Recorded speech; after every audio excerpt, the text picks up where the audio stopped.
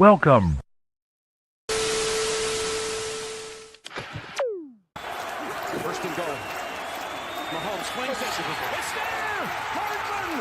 Jackpot! Kansas City! Ready, down! Put. Hello? You play to win the game.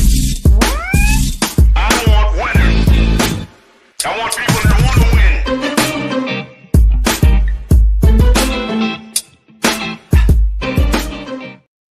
What's going on, everybody? Welcome in. It's the Play Call Sheet.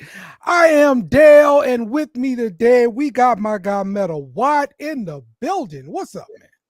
What's going on, everybody? It's another Monday at the office. Hope everybody enjoyed their football weekend. Yeah. Yes, sir. How you doing, though? We got two Monday night football games we're watching. Minnesota is up on the Bears 7-0. The Falcons and Raiders just getting underway.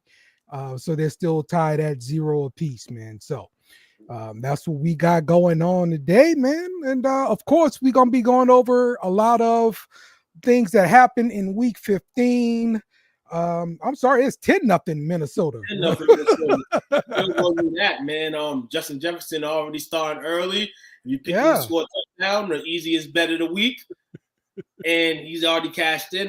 Shouting out Randy Moss, man, as well. We'll talk about Randy in a little bit tonight too. Like, share, and subscribe. STWF TV, man. Like, share, subscribe. BS Ben Media, man. So come on through, man, and rock with the team. And, you know, as we do all the time, give y'all fulfilled great Monday night or play call sheet, man. We here right now, man. We're missing a few people right now. They'll slide in at some point. Yep. But we got y'all. Yep. We gonna lead it in. Listen, our featured athlete for this week, he made the cover for us here. Devonte Adams. I know I spelled his name wrong. Sorry about that. Oh well. All good, man. But Devonte Adams goes off, man. It was nice to see. It was great to see. If there's a receiver that I say I still believe in, is this man. Mm-hmm. I can say it because he played on my fantasy team when he started throughout his bad vibes on the football field. Not as a teammate, not as a person, but just on the football field. It was negative, bad voodoo. And yesterday he did come out to play. Shout out to the man. 9 receptions, 198 yards, and 2 touchdowns. And this is a Jets team that probably they're not seeing the postseason. We don't know when they'll see the postseason, but in the second half of play for him to turn up in that way, mind you, I said it again. Let me say it again. In the second half, all that production happened. That wasn't he played the whole game, but it wasn't a half-to-half statistic line. It was a half, literally. Yes. I think it came into a point where I say it all the time when the Cowboys are playing shitty teams. You're playing the shitty team. You're losing to a shitty team. It makes you want to pull everything out the hat. And I'm happy that for the Jets, in a sense, they were able to get the victory over the Jaguars. And Aaron and Devonte got at least a little piece of what he came there for. Because this is what they thought it was going to be. And it hasn't been. So, yes, absolutely. That was exactly what we thought we were going to be seeing. We thought that was a missing piece that Rodgers needed, all that kind of good stuff. And now it's starting to kind of show up. It's better late than never, but hey, it is what it is. You got to make the best of it. I know the Tank Boys will have a problem with it, but it's yeah, man. I mean, the term, man, they wasn't tanking. They said we're gonna go out there and play, and I like that. Shout out to Aaron Rodgers too. 3 touchdowns, 289 yards passing, and he also had 45 yards on the ground. We may talk about somebody later who was more Superman than that, but in this case, Aaron Rodgers with that statistical line for OG, that I might want to retire after that game right there. Yeah. Right. like Right. Go out on top. I ran for 45 yards in my last game. If nobody says I wasn't like playing 100% all these games, then you're tripping. And I feel like he has been playing 100%. Terms of like being there for his and playing for his team. I just feel like it hasn't connected for the Jets in all as a football team. And that's something that they got to think about as they in this season. Yeah, absolutely. Definitely got to think about that. But it's going to be a whole new regime in New York, right? So whole new GM, whole new coach, all that kind of stuff. Like, so those plans have yet to be made. So we'll see what they end up doing. I heard that they were interviewing a few different people. I think Thomas Dimitrov, former GM of the Falcons, they kind of been talking to him. Louis Riddick. Louis Riddick. Yeah, I did hear they wanted to talk to Bill Belichick again too. Let us know about the UNC deal. Slightly after that was actually a couple of days after he became the coach, they had mentioned that, and I thought to myself, and I even put it on a Facebook post. I said, "Didn't he already say no to y'all one time?" Yeah. So for you guys to want to talk to him, that gives even more credibility to Bill as a guy. This guy said no to us, and we still want him. We got more money now. We can possibly go get him, but hey, UNC gave him the bag already. So that's they did, which is good for them, and that's why they got the coach they got. And I saw that he's bringing in some kids. I think he signed his first kid earlier today, if I'm not mistaken, inside offensive lineman.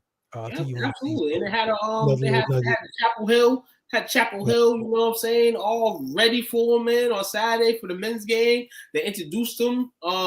Looked good in that powder blue build, man. And even at the press conference, the best in the dean of the school, perhaps I think it was, he had a sleeveless jacket.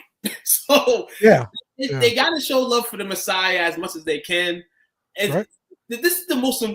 This is why college it is, man. Because you understand you're on campus, it's school life and all that, and then you get into the games, so you can have some fun, in a sense, before the season starts. So house money this season for Mr. Billy and the Tar Heels. It's going to be crazy to see another basketball team get more interested in football. North Carolina's always had some standstill teams, standstill players in terms of getting to the league and things like that. But this coach here of this era, Bill Belichick, it's definitely going to be interesting to see. Yeah. Yes. Listen, Bobby, I don't know how accurate this is, but I'll go with it. Aaron Rodgers needs like 200 yards per game to become the best quarterback in Jets history. Who want to hold that record? That's great. That's great. Yeah, I thought the Saints had a bad quarterback history. That's pretty bad too. So, so yeah, man. All right, let's get into this thing.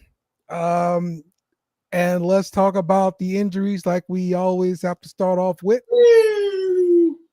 Yep, here comes the ambulance right here. There he is.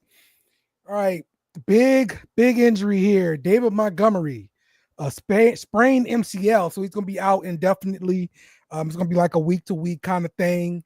With them making the playoff push in Detroit, man, how much does this hurt? So this is season, as in this season. This ends his season right now.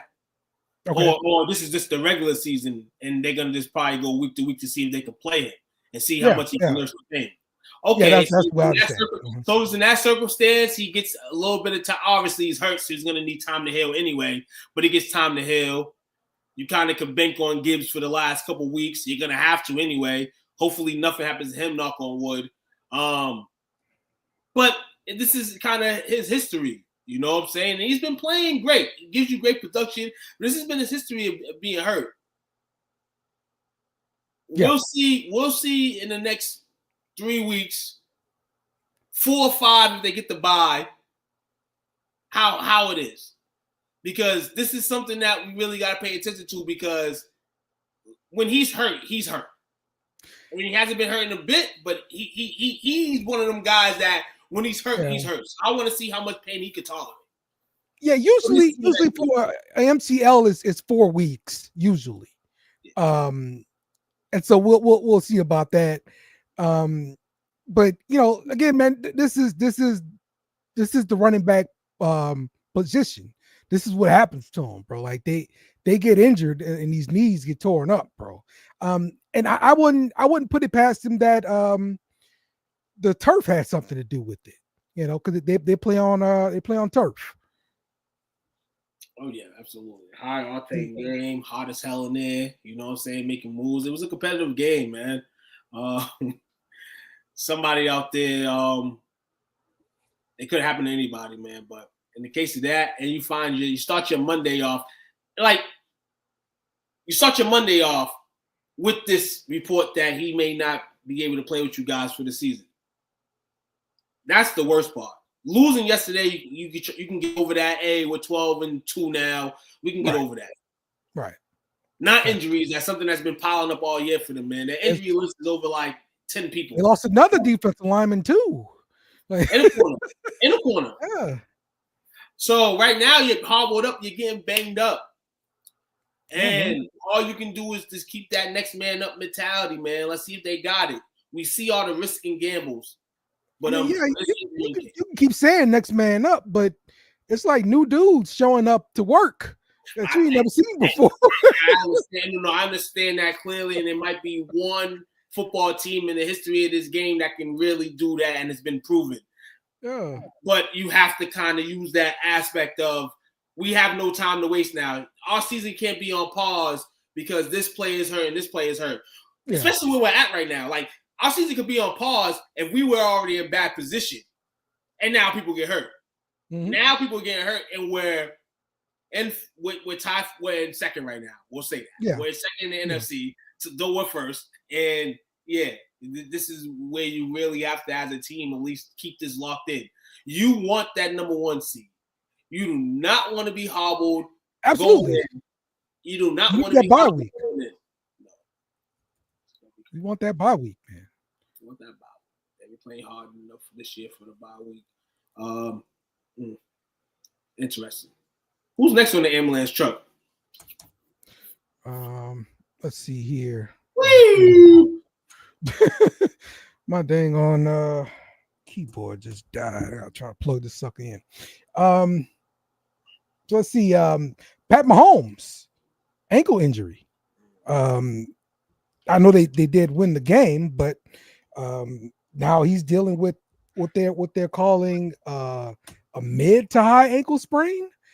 And I know those high ankle sprains will linger. Now, don't get me wrong, he's played in the playoff with high ankle sprain before. We've seen it. May have been last year, right? We've seen it last year. We've seen it earlier in this season. Actually, the first game of the season where he was hobbled and he came back. This man's tolerance is the illest. He don't want to sit out. He want to play. But this is the situation that the Chiefs will hit right now.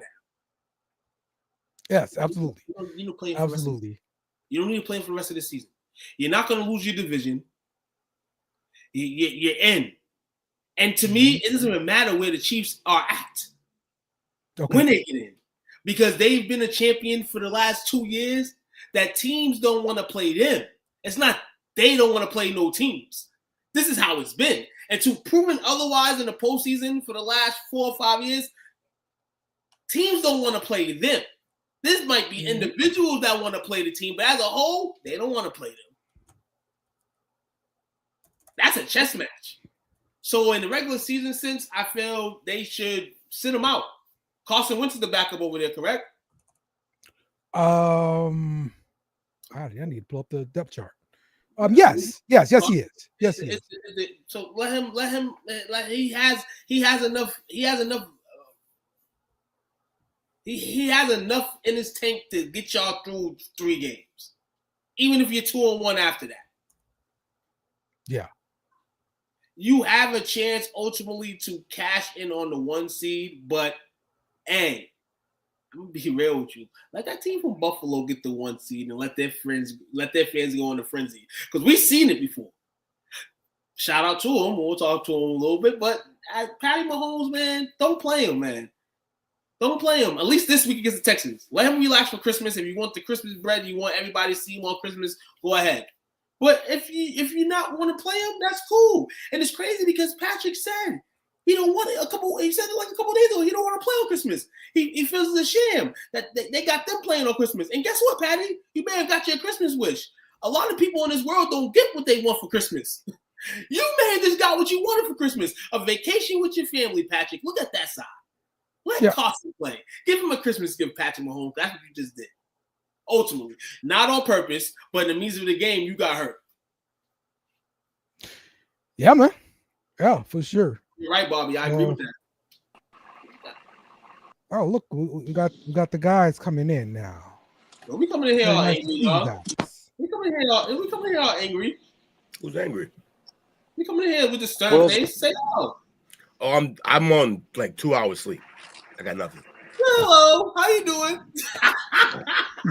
Nothing at all. I didn't even sleep. I just went to work because I couldn't fall asleep.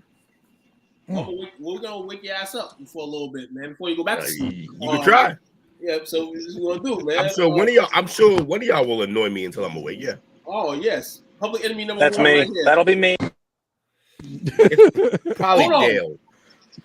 Y'all both. Reoccurring nothing. You hopping? I didn't even see you hopping. The light skin train came through the same time. The white coalition. The white delegates. All right. Alvin Kamara left the game with the groin injury, also left today. After he caught a outstanding one-handed touchdown. That was amazing. Trayvon Diggs went out with a knee injury. Telling he's gonna have to have surgery, 8-month recovery, that kind of thing. So this is like the second year he's had a season-ending knee surgery, right? Yeah, he's beginning to be damaged goods in a sense. Jake dug his grave.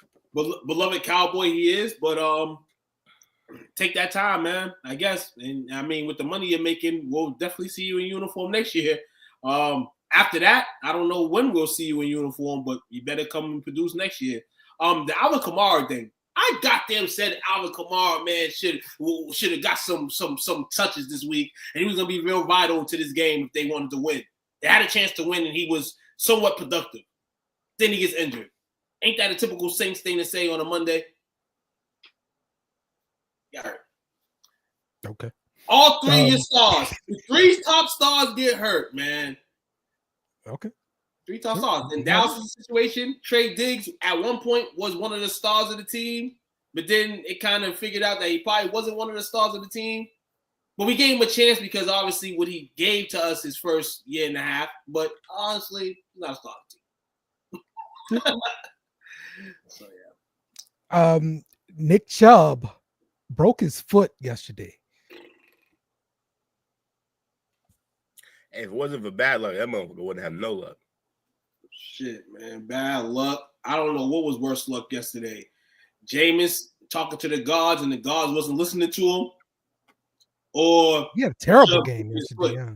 Yeah. Or Chubb breaking his foot. Long road to recovery for this. After road to recovery from the last injury, they trying to keep the running back down, man. They won't if y'all recall, one of us, me, said this was a dumb idea for him to come back.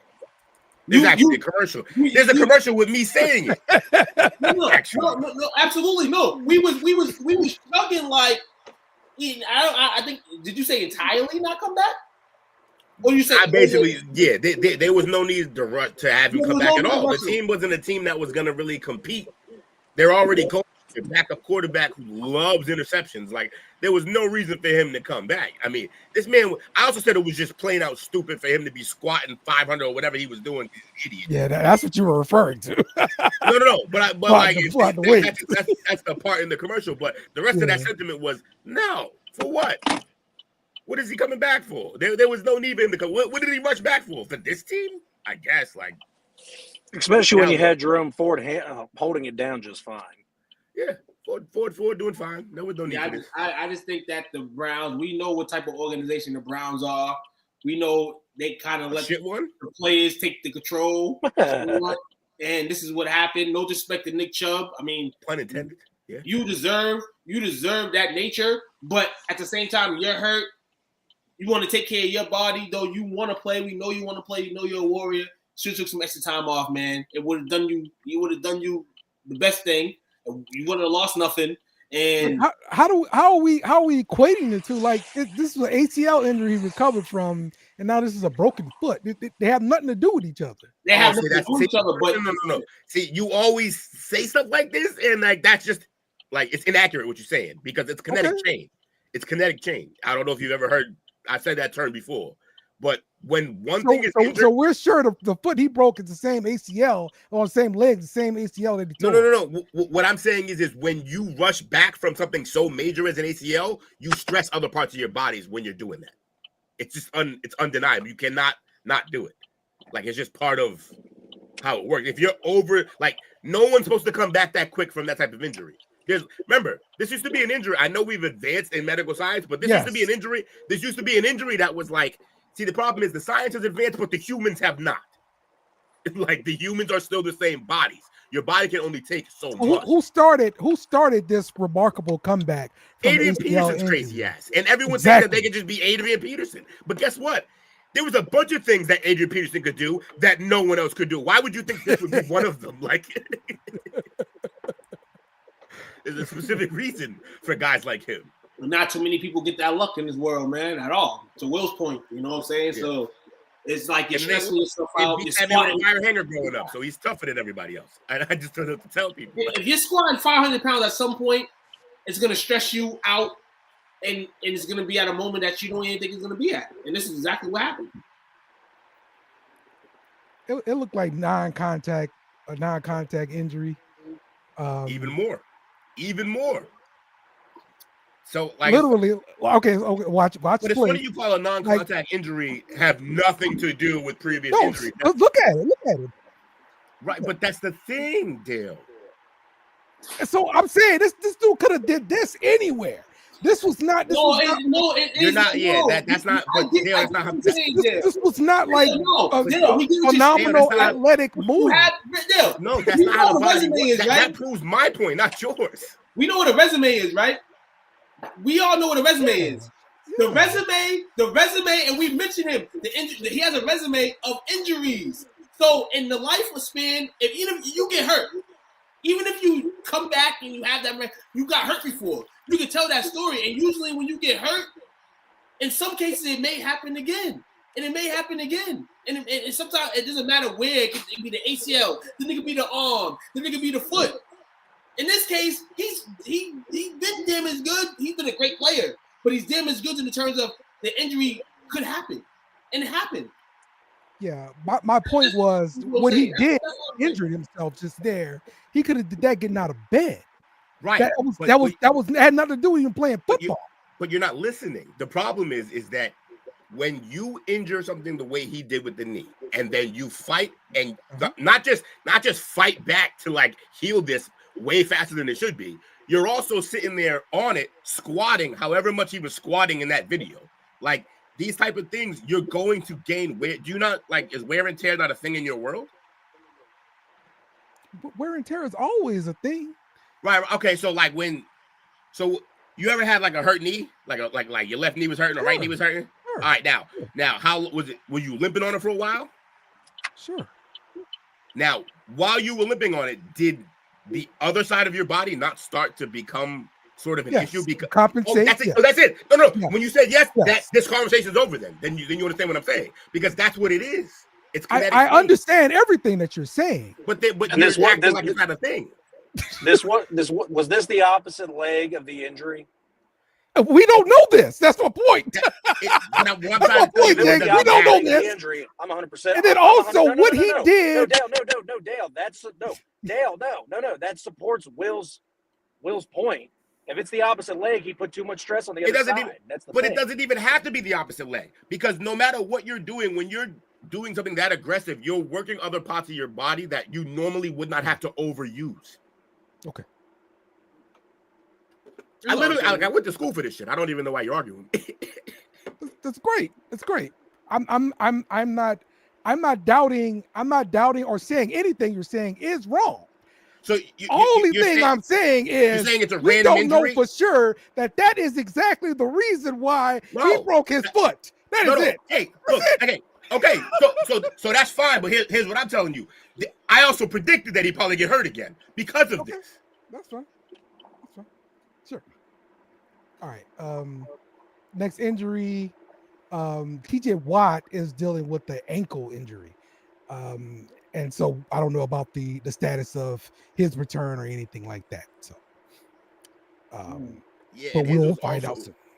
His was kind of contact. His was like he was making contact with somebody, but like even Lane Johnson was like, "Yo, like what happened?" Because it was a basic ass move, and then it just went. Okay. Yeah. Sometimes freak stuff just happen. Yeah. I told Cuz, man, straight up, bro. You don't need nothing. You don't need to do nothing else this season, man. Chill out for the playoffs, bro. I told him that. So season. You're right. I see what you mean. There. I thought you meant like. You listen to me. Maybe he's not listening to me, but I mean, Cuz is a little arrogant, man. So you may want to put on the jersey again next week, figuring he sees. I think it runs in the family, maybe. It does run in the family, man. Me and JJ try to tell him chill out, man, but he's like, "You see the schedule, man? See what we got." Jade. Man, why does everyone forget about Derek? Come on, man. We all know there's another Watt brother. No. Me and Derek, honestly, it's just me and Derek don't really chat like that. You know, Derek is the least productive in terms of NFL play. Yeah. But he's the busiest out of all the Watts. Derek been on the couch with the other Watt. You can't get in contact with Derek. Nah, Derek be living this ravish lifestyle. I don't know how he live it. I guess because his brothers. Maybe two brothers who were fucking filthy rich. I don't know. Yeah, living off his brother's name. I told JJ, give me the dough you giving him, give me. They don't listen. Shit, I was waiting for him to show, but I was waiting for him to show up in the Watt Brothers commercial. Like, why wouldn't he be in part of that? I didn't tell you. No one knows what he looks like and who he is. No, he was in the NFL. I'm not invited anymore to the family reunions. I'm not invited no more to the family reunions. One year, me and JJ got into it. Family, you know, I pulled out Lacey, and the family got mad at me because I pulled out Lacey on JJ. Me and JJ been cool ever since, but moms and pops, you know, they won't let me ride over to no reunions. They host a reunion, so hey, Jake, what does Randolph Williams look like? Never heard of him. Exactly my fucking point. Hey, Drake London just scored a touchdown for Atlanta. A very known fullback. Who scored a touchdown for Atlanta? Drake London. Drake London. 7-0 Falcons. Yes. Hey, I'm gonna be real with you. As the singer Drake is going down, Drake London's name might blow up. Yeah. Look, I had to argue with Craig. He was calling Drake London a bust. I'm like, bro, like it's not even close. Like he's like the second best wide receiver in the NFC South. That doesn't mean Mike Evans. That literally doesn't mean anything. He's not a bust. That's my point. Okay. He's not a bust. Bust is relative to where you were drafted. He was drafted really high to be like a number 2 receiver, basically. Yeah, he's had a decent season this season. It took him a while, but he came around. I mean, same thing with Kyle Pitts. Kyle Pitts came around this year too. Kyle Pitts has been labeled a bust already. Yeah. I wouldn't go so far with Pitts yet. I'm just saying they're in the same scenario. Wait, hold on. Why is that different? They're in the same scenario. No. They're not. So what's different? So we'll say right here. Let's go look at the stats. We're gonna look at what's different. Nah, the QB volume. They both sucked until this year. That's a fact. The QB volume. Kirk Cousins, and we know Kirk Cousins had a bad last 5 weeks. But at the same time, in terms of the other QBs he's had, it's high volume. So right now with Drake, he's got 6 touchdowns on the season. You know, that's his highest total in the 3 years he's been in the league. Last year he had 4. His rookie year he had 2. So it's only stronger production. But now we're not saying Cousins is a top 5 player in the league, but in terms of him, he's going to throw the ball to you and you're going to get the ball. That production there is going to seek for him to keep that production going. The question is, who's going to be the QB next year? But we know Kurt's going to be there for a little bit more. Glad to see the homie, like we all said, man, is at least doing something, man. Shout out to him. Drake London's getting outplayed by a 5'10" number 3 receiver. See, this is what I'm saying, bro. Like, how are you just looking at this and saying, yo, he's totally getting outplayed? How do you look at this? See, I love anybody else. Please look at this. I say this. Stop, Will. Stop, Will. Please stop. No. Anybody else? No. I understand. This is why. Hey. I am not mad at this right now if Moody is literally leading this. You know why? Because we've been watching the NFL for a very long time, right?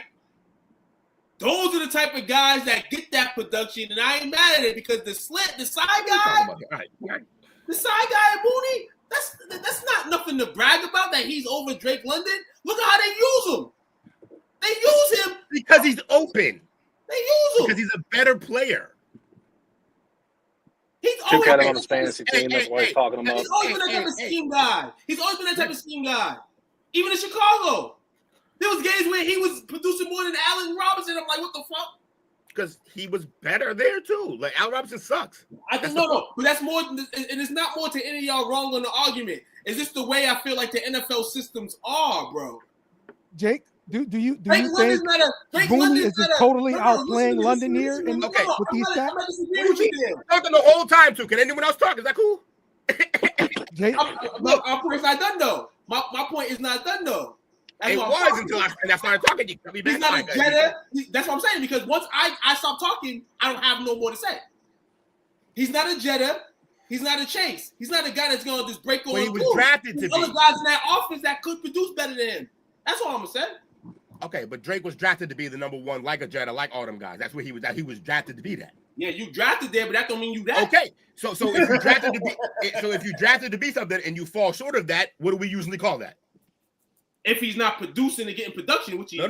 That's not how bust works. So some guys with bust still get some numbers on there. Nah. This man right here is improving year by year. We've seen his QBs the last 2-3 years. Now he's got a decent QB in Kirk Cousins, and he could score. Okay, but this is why they want. This is why they want you to cut it because this argument was. Right, the argument changing now. Jake, you Dale. Me and Dale were trying to have a conversation about look at these why stats, Drake Jake. is considered a bust or not. Is Darnell Mooney outplaying Drake London by a bunch here? No, did I say he was? That's the problem. I was trying to tell you when you said this shit. As soon as I said he's outplaying him, your exact response was totally outplaying him. I didn't even say that. Outplaying him. I'm sorry. You like to smooth things up. I get it. Go ahead. Look, he's got more yards on less targets. That's better production in my opinion. He's got one less touchdown, and that guy's supposed to be the guy. This guy just got brought in off free agency to be basically a slot guy. One guy got drafted by the team to be your all-out number one, 866 yards. Okay, I mean, I guess he's good. Okay, Jake? If I gave my opinion on this, I'd say Drake looks like the number one on the team, but Mooney with less receptions is being more productive. Okay, that's cool. Because of maybe the depth of his targets? That could have something to do with it. Kirk throws to everybody, bro. And it could be the fact that, and Will, I don't know if this plays any kind of a factor. You can just cut me off and say, no, shut up. I say Mooney might even, I don't know, this is just guessing, but he might even be faster, which is why he can break away and get more yards. Same thing with, doing the deep ball and catching for a 49. He is faster. He is faster, but Jake, absolutely. I've told you plenty of times, speed doesn't equal distance from your defender. But good route running does. He's a better route runner. He's a better player. Okay. Just is. Okay. But we're looking at these stats and definitely saying that definitely Mooney is the guy here. He's all their big plays are made by Mooney. Like I don't know. Will knows how much I like bringing fantasy into these equations. If you look fantasy stat wise, Mooney is the better player. He is by far the guy you want to have as a receiver on your team from the Falcons. What fantasy are y'all playing? Because I want to play.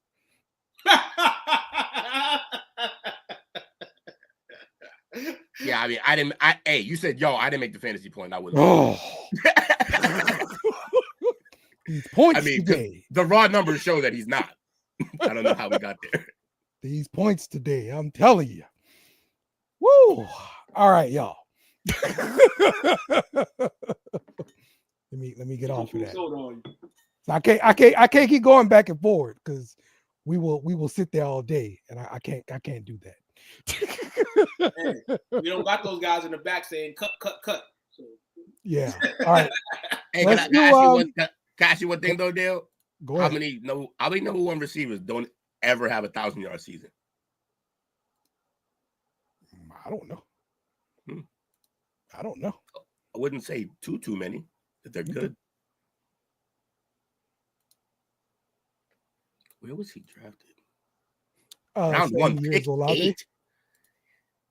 Oh, let me ask you that. Same year as Olave. You want to compare the two? Go ahead, compare them. What I want to know is no.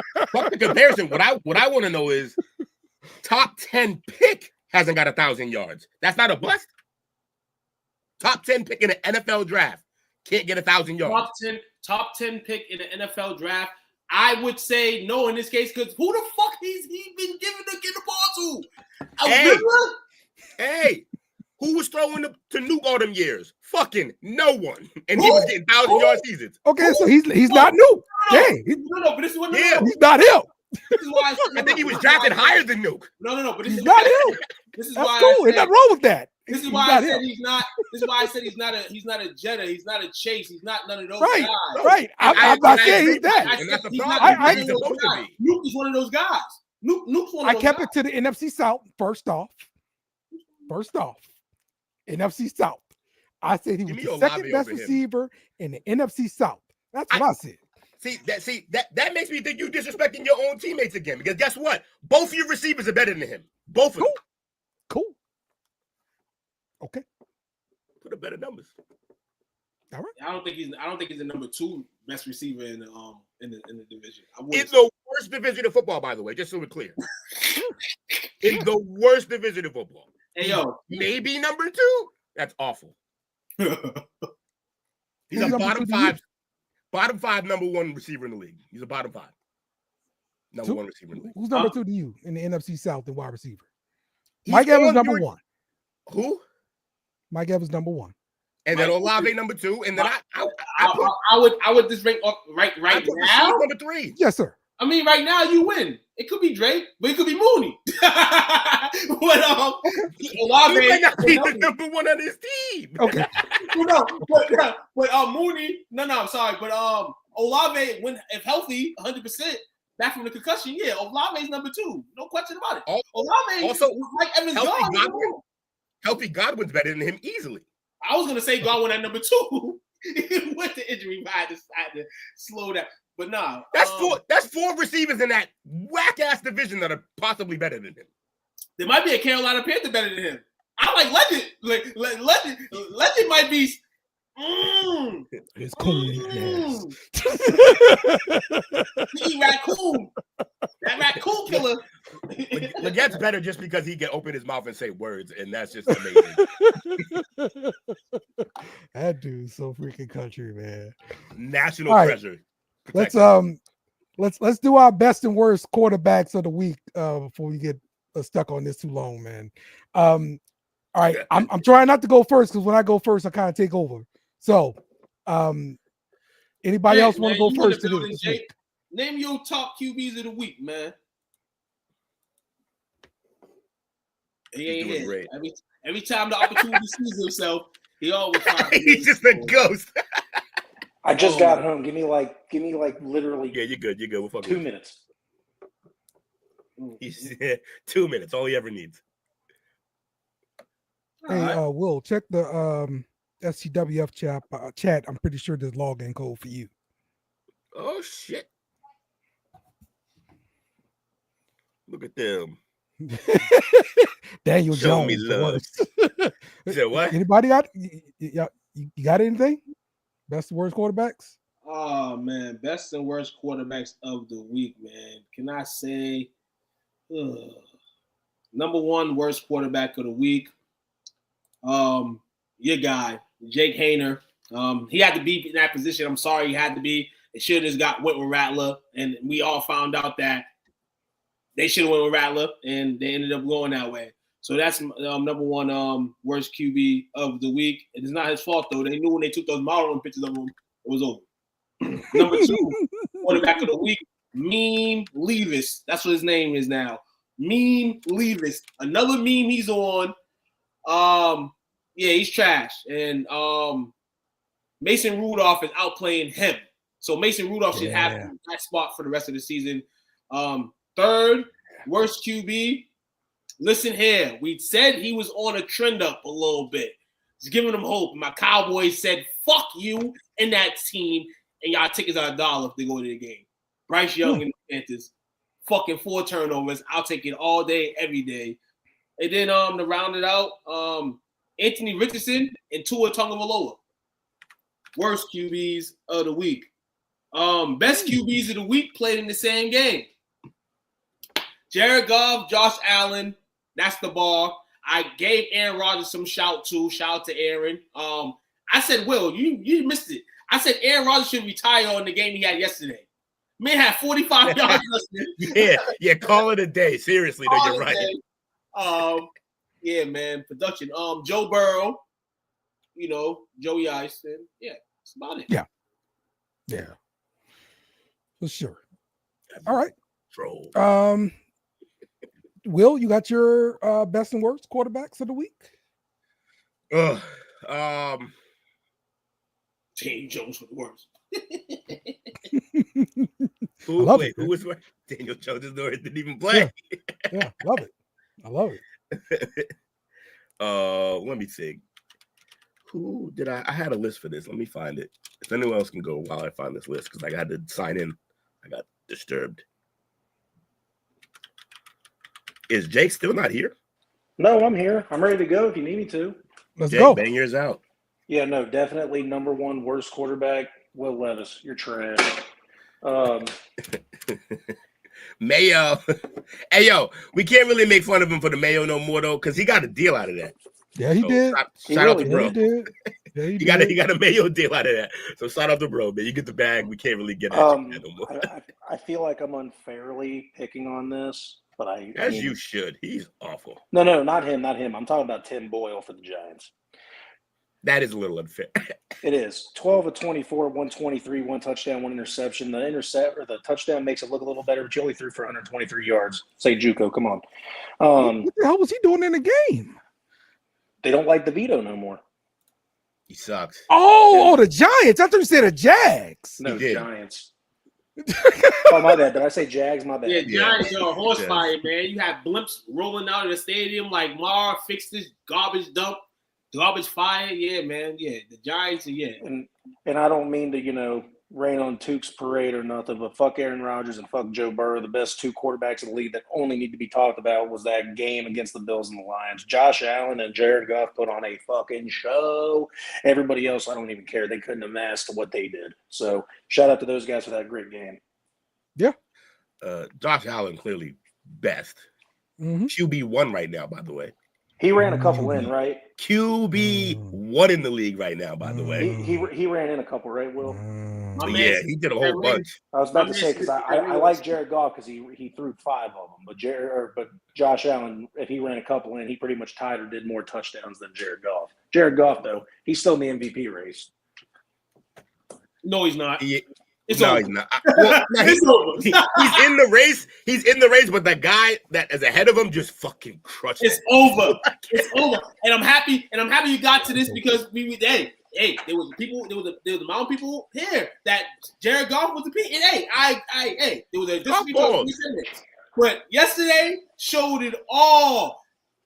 It showed it all yesterday that this man Josh Allen, take the MVP because you know why? At the end of the day, what we all say. That regular season award is a good achievement to have, but what you're looking for is to try to get a ring out of it. You're trying to get a title. So Jared Goff continue to play, continue to strive. You was in those votings, man. You're using the rankings all week, every week for the last 18 weeks. But yesterday it came down to who was going to win that game. And even if you won that game and say Jared Goff, I think Josh Allen will still be the MVP because you see what he was doing with less. I'll say less of a strength of teammates that can produce. And Josh Allen's making studs out of guys. So shout out to that man. Yeah, I think it's over. The STD MVP for sure. So there's no more Saquon talk. There's no more. Hey, look, he could fucking backwards, sideways hurdle somebody again next week, and we might be right back here. So like, right. You're right. He could go for defense. He could go for 300, 400 against Dallas defense, and that would give him to him. But yeah, the way and I want to vote for Saquon. You know. Just because for like power to the running back, also he came back like all that shit. They should have paid him, or like there's a bunch of reasons to root for the kid this year. Yes, and it's not gonna matter because Josh Allen's going crazy. Yep. So shout out to Josh. I agree. Also, I think another thing that was great is that Josh did that in a game where his defense just. I mean, look, I get that the Lions are really good, but they didn't really stop them at all. So like, he had to go out there and basically. And if we're talking about who has better weapons, like this is one of the best groups.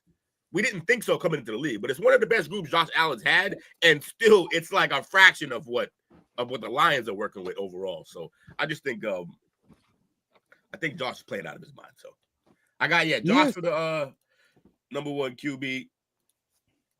Jalen Hurts had an amazing week. Yeah, man. Let's talk about it a little bit, man. That threw a pass in the red zone. He threw a touchdown pass in the red zone. I was like, holy shit! They didn't let him off the leash. We seen all the smoke that was brewing last week between him and AJ Brown. Got him involved. I mean, you could predict that script that he would get involved. There was some dancing, a little bit of joy for the television. They knew they was on TV, so they had to portray it that way. I still think there's a little bit more smoke because there's still season left. And in the world we live in, and Jalen Hurts, shout out to him, but we know that he's going to go back to his own complex self. The Eagles are going to go back to what they want to do. But that doesn't mean that they're not going to have a chance to win. This team right here is the best team in football right now. 13-0 Minnesota at the half here. And also, I wonder, is it the league's fault that these receivers turn diva and kind of just stay that way? Because he pitched a bitch and then got fed the ball. That shit works. So complain and you will get the rock. It works. Yeah, complain you will get the ball. Gets the oil. I feel like that's like the wide easiest receiver 316. That's like the easiest thing to bet. No bullshit. If somebody goes publicly about how much they're not getting the rock, it's like the easiest bet, I guess, to go for him the next week to produce. Yes. Because it seems like that's a problem. It always happens. It always happens. But that's a problem. That's why it's a problem that's never going to get fixed. Because y'all keep feeding that wrong wolf. Like, that's crazy. Absolutely. All right. So let me go to my best and worst quarterbacks. And, of course, my worst quarterback, sexy Jake Haener. Went 4 of 10. 49 yards, 1 interception. You like Jake. Jake fucking wishes. That's racist. Maybe. Probably it's me.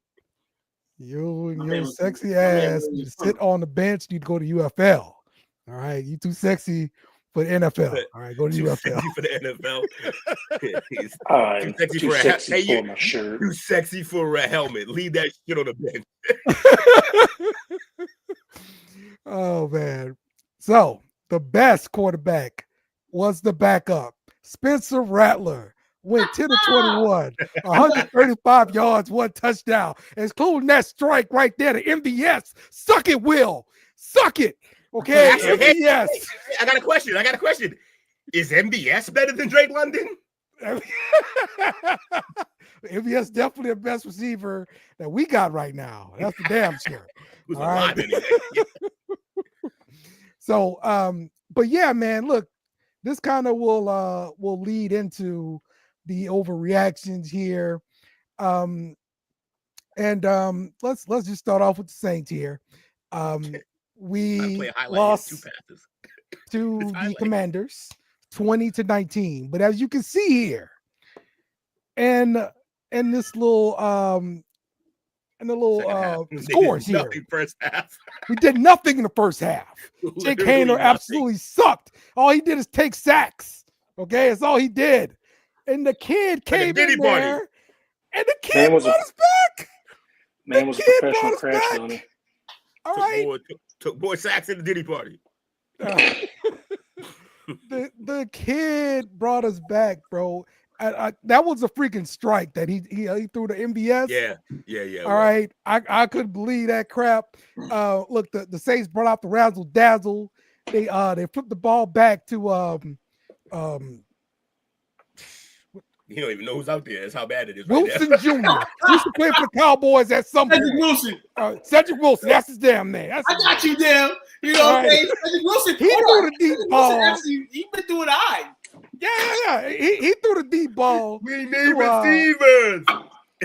Hey, he threw the deep ball to Alvin Kamara. Kamara caught it with one hand for a touchdown. All right. If the receiver can't catch the ball, damn it, give him throw it. All right. 1-on-1. Thank you, Bobby. Thank you, Bobby. That's what I'm trying to tell you. All right. So yes, we had a receiver on our team that could throw the ball. We finally used that, Will. So you're right. We had a little bit more on our bench than I thought we did. I think Spencer Rattler took it personally. I think Spencer Rattler thought he was getting another SEC showdown with Jaden Daniels, and he was trying to live it up, man. Overall, shout out to this. Shout out to both. Shout out to the Saints for trying to keep this game attention. They had a chance, man. Had a chance. I think we went for 2 points at the end. Pretty much win or lose. I thought that's the absolute right call, and we didn't make it, and so we lost the game, and that's what it comes down to. So, and Atlanta's gonna win tonight, and Tampa Bay won yesterday. So, Dale, when you gonna give hope? When you gonna give up for hope? He should have gave up. I don't know what he's doing. Listen, I'll be honest about the hope thing. All right. So there's a T-Boo Patrick Mahomes. That's right. That's how T-Boo Patrick Mahomes. He's on the Rattler train, by the way. It begins. The Rattler fever begins. Now it's not so much that that I'm like rooting the tank or anything, because I'm still not gonna root the tank. Still doing the halftime show. Are you waiting? I'm gonna be more like, when they lose, it doesn't hurt me because I'm expecting to lose, that kind of thing. So I've shielded my feelings in that perspective, but that's about it. I'm still not going to root to lose, though. You just started expecting to lose? Jesus. No. It's been like, look, we lost 7 in a row at one point, bro. What are you talking about? What are you talking about, man? What am I talking about? What are you talking about? Hey, come on, I'm not a crazy person, okay? I mean, you're out. That's exactly what a crazy person would say. Yeah. Crazy people don't know they're crazy. You know that, right? It's true. I ain't crazy. All right, moving right along. With one. All right, the Patriots fall to the Cardinals 30-17. Jake, give me your reactions. Good job. Nailed it. Exactly where we want to be. Getting that good draft pick. You play well enough for hope for next year, and you lose enough so we get a good pick. Okay, firing the tanks. You know it. Anything else besides the tank, Will? Just fun to watch Drake May develop. Yeah, I'm always worried for his life because that line still sucks. But that pass to Kendrick Bourne though. Yeah, like the pass that you were excited about with Rattler, we get like 2-3 of those a game, 2-3, 4 of those a game out of Drake May, and it's just good to see because last few years we had noodle arms back there. So that's all we got is the future with Drake May, and now I hear rumors that we are definitely looking to take a receiver with that top pick. Oh, Mr. Sexy Scottish, I got something for you coming up, sir. You just stay tuned, okay? You and your Giants. So we coming to you. No. Look away, Mike. Look away. Oh, we coming to you. All right. All right, let's move right along to the Cowboys, who were victorious this weekend, 30-14 over the Panthers. Talk to me about this game here, too. The Tanks didn't fight. Yeah, I can't believe the audacity. I can't believe the audacity of me to go along with the fellas on the parlay perspective on Wednesday and not pick the Cowboys to beat the Panthers. Now, a dummy should know, and I'm a dummy because a dummy should have known that the Cowboys was going to beat the Panthers 7 times a week, 8 times, and we feel good. There was no way that the Panthers should have let this game go because that's what everybody was saying. My boys are done, and we was the underdogs for the first time, and the Panthers were the favorite. Listen here. Let this game go. We was doing dumb shit for the first game. We tried a 70-yard field goal. I was like, damn. I said, okay. I guess our kicker is meant for that. You know, I'm never mad when our kicker kicks field goals. You know why? Because he's the best player on our team. He's been the best player. That sucks. No, we did what we supposed to do. Terrible we did what we supposed to do, man. We beat on the trash team, the team that's way trashier than we are. You know, but they were trending up. That's what y'all said with y'all pick. They trending up. So no, we're done still. There ain't no trending up. We're just trending up against the bad teams. Now against the good teams, you better know your role. Better play how you played in that Cincinnati game where you just muffed the punt or whatever the case was and let them score 6. I think you found something though in your running back. No. I've been fucking with Rico ever since I knew that he would be playing this year. I love Rico. You see, go Rico. Yeah. My other guy, on the other hand, you know, he kind of came a little humble yesterday, like he could be a complimentary piece. And I agree with him on that. But even if they say we don't want to go running back in this draft, I'm confident in Rico. Rico, make your name like the DeMarco Murrays made their names and all the other Dallas backs made their names, man. Make your name, man, for how long you're here, bro. I ain't mad at you for that. Try to be DeMarco Murray, but you're probably just going to be Tassard Choice. Like, nah. CeeDee Lamb, they play hard, man. As long as my boys continue to play hard, I can't really say nothing about it. We're in the pond right now when it comes to fishing for a playoff spot. We're not going to be there. Just too much happened to us too fast for us to recuperate for all that. So no overreaction in this sense for me. It's a reaction. We should have beat the goddamn Panthers, and we did. Yeah. I've been a big fan of Rico Doodle ever since his fantasy productions went up. So I'm with it. Doodle, huh? That's crazy, man. I got two of the top 4 running backs that have been hot in the last like 6-7 weeks. Is Rico one of them? Team, and it led me to a good win this week. Devonte Adams, Rico Dow, and Chase Brown led me to a really great victory in the STWF Junior League. I'm the AC. I pulled the down. Yo, in the first round of playoffs, I caught almost 100 piece. Almost 100 piece. Did you play against like Lamar Jackson or something? Or no, I faced Josh Allen and St. Brown. I got my. It was an interesting day in football. It was an interesting weekend for me. Thursday night, I let go of the Rams kicker. He scores like fucking 18, 19 points or 20. Ouch. For Buckner. Because I heard Buckner coming back. Fucked up, man. Yo, I let go of Rashad Bateman at 12:55 before the 1 o'clock game. Went crazy. This shit could have went down south and I would have lost. But Devonte Adams came out through. Like I said, the running backs came through.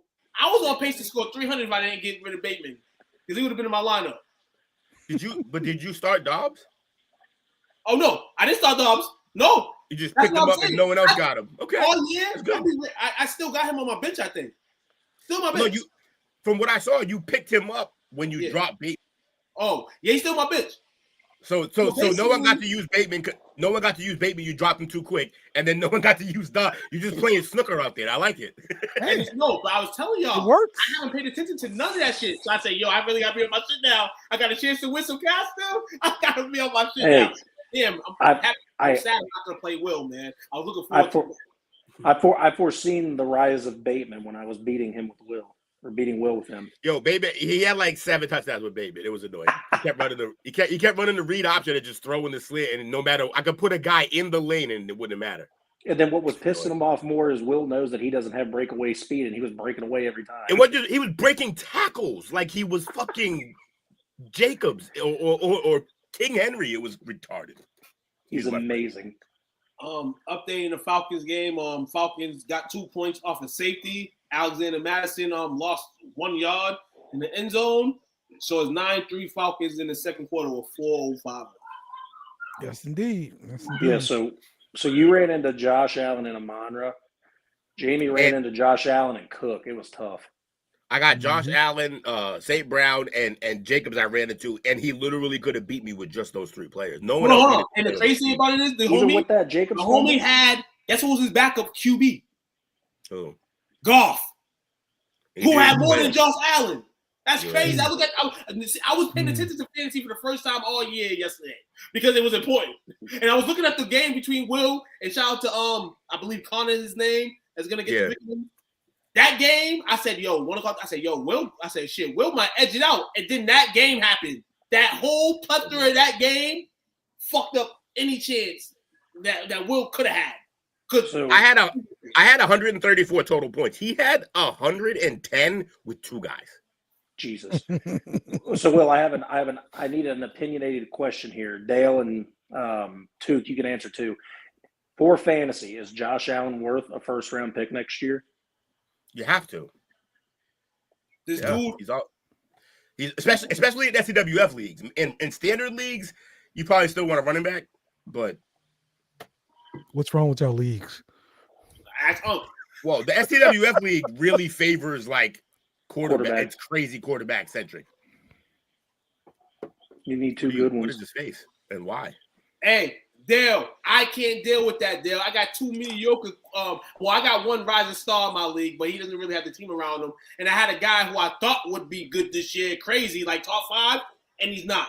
And that's CJ Stroud. So, hey, you realize the boat. I'm just saying, Dale, in the STW, I don't know about are you in the junior league? STWF? I'm in the junior league.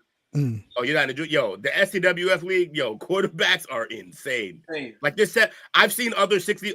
All the 60 or 70 point games have all been quarterbacks. No other position. That's insane. No other position. I'm defunking a league this year just so I can join STWF next year. I can't run 2 leagues and be in a third, so I'm defunking 1 league and coming over to y'all. Devonte Adams had 56 points yesterday for me. That's crazy. Y'all gotta fix some scoring. Darnold almost threw another pick. That's with the scoring, man. He he give out his bonuses for certain plateaus. He does. Yeah. Oh, okay. I'm waiting on my bonus this week, man. Where my bonus at? No, you would already got it, fool. That's terrible. All right, let's take a quick break, and then when we come back, we're going to get into some discussion topics, and then we're going to do our power rankings, of course. So stick with us.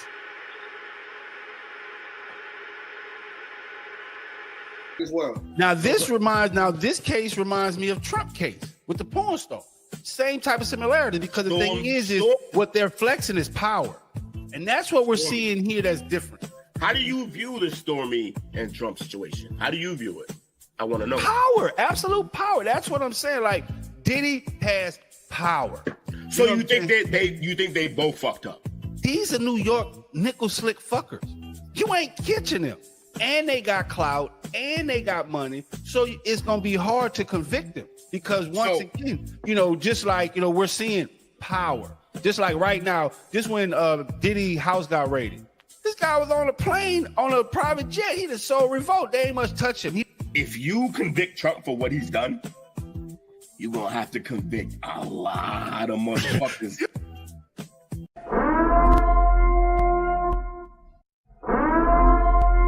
This is an emergency message. Stop what you're doing and hit the like button. Also comment and subscribe. Thank you. We now return you to your program. Welcome back to the Play Call Sheet. Oh, man. So I said we were going to get into some discussion topics, and right off the bat, I'm coming straight at you Mr. Sexy Scottish. Last week, the Saints played the Giants in New York. And I heard on the internet, the Giants hired an OnlyFans models to flash the Saints on the sideline. Here is a screenshot of the little text message with the OnlyFans model. This is her in the stands like this, topless. So, Mr. Sexy Scottish, your guys are not firing the damn tanks. Okay, they try to do anything they can possibly do to win, and it's not working. Some hardcore nipples at MetLife. It was cold. And they hide that. I mean, shit. The way it's going, you'll get some of your money back. Terrible ass team you got by having some models at the game. Wouldn't that be great? Like, you just got somebody flashing you behind your bench the whole time. It's amazing. Shout out to OnlyFans and them understanding the life of a underground rapper. I wonder how much does it say how much they paid her? No, it doesn't go into that detail. He's an OnlyFans model. I'm sure it wasn't much. That's worth at least. Hey, no, that job's at least worth 20 bands because you might get fucking 20 bands. It is hilarious. I'm gonna tell you exactly what she got. And you think it takes 20 bands for a woman in New York to take her top off? It is crazy. Bro, they charge. Hey, no, I ain't saying that. Yeah, first of all, you're ratting on yourself. Second of all, you're not 20 bands. No, I got a friend of a friend that never mind. Nah, don't let it be you. Stop. There you go. Hayner wasn't worried about her. I don't think she was his type. Yeah, he seems like he's already in Candyland for that bit. That locker room this time, huh? Jared Goff, Mike Evans, Adams, and Jacobs. Damn, you had that whole team? Shit. Yeah. You played in the 6-man. Also, lineup. Jared. Oh yeah, Goff. Yeah. So that's what Goff scored in You said I'm not for this. I would have hired a Lizzo size girl. I'm ready for Cam Ward or Sanders. Shador's gonna come with Prime though. You ready for that? That's great. That's great. All right. Nah, the Giants will fuck it up and draft Will Howard. Probably. So that's the Giants there. Let's stay in the same division here. And I want to know what's going on in Philly because we had Nick Sirianni trying to come over there and talk to Jalen Carter after like a blatant hand to the face and all this stuff. Well, we got Dom, the security guy, and also the defensive line coach preventing Sirianni from getting over there. Like, coach, you don't want them problems over there by Carter. Let me save you, coach. Yeah, that's a large, angry man, and there's only one way the situation can get worse. And it's if you talk to Sirianni face to face. So yeah, They did the right thing. But they was winning, bro, and this crap is happening. What the hell? I think that's what happened. He said that on the field, right? He did something on the field. He slapped dude dead in the face. Like it was blatant. Like he gonna get a fine for that. That's what I'm saying. And that's why Sirianni's kind of heated at it. They winning, so what? You still have sportsmanship on the field. You did that. I mean, like you said, maybe it was a good job for these guys to back them up because the way Sirianni was posting at it was like he was a D lineman too, and he was going to square up. And he was. And listen here, we don't need that on your front page of the Philly, whatever it's called. Yo, they really just didn't want this square off because Carter probably would have hit him in the head with a helmet, and then they would have had to get him off the team. And so they really want him to stay on this team. They need him. So let's not even let this thing happen, which is crazy. He's good enough that they're just like, yeah. We gotta keep him away from coach. That's just crazy. Seems like everything around here sometimes just comes back to the coach. Even when the coach ain't really trying to even be in it, it comes back to the coach. Mm-hmm. Now we got this week after we trying to get rid of AJ Brown, Jalen Hurts disagreement. Right. Coach is in it. And last week we said why we bring the coach into that type of shit. Well, there's a reason why we bring the coach into type of shit because this coach is just like this coach is like that. What I don't get is like the what I was saying about Sirianni is I don't understand his fan base wilding out when they're winning so many games. Like they just seem like him, but it's like, yo, he's winning games. You can think he's a piece of shit, but guess what? Philly fans, you guys aren't great folks. So bro, it's Philly. They're never happy.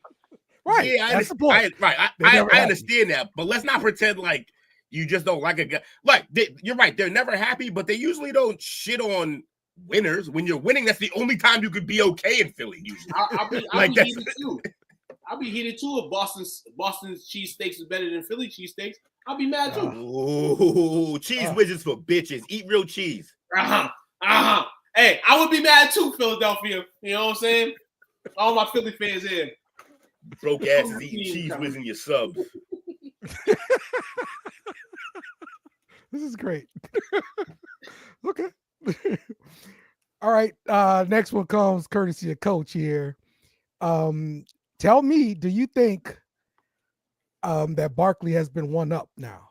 My guy hurdled two guys. My God, kind of. No. In a single bound. Nah, because that second dude who technically kind of got hurdled backwards is a mark. He's a mark because he literally just I do this shit in 2K every day where like I just want to be like the guy who tries every time and I hop into posters.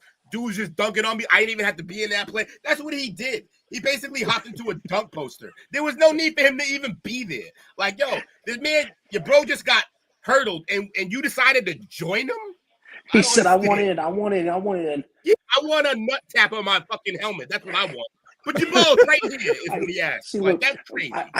I had to see it a second time because at first I thought he freaking Mario double bounced, but he didn't. He was just air face gliding. mask to the ass cheeks. Look at this. Hey, yo, I'm gonna be real with you. In the sense of this, I would probably watch this shit more times than I've seen the Saquon one. But being Saquon to Saquon, we're gonna see the Saquon one way more times we've seen this, which hence is why only Coach seen this.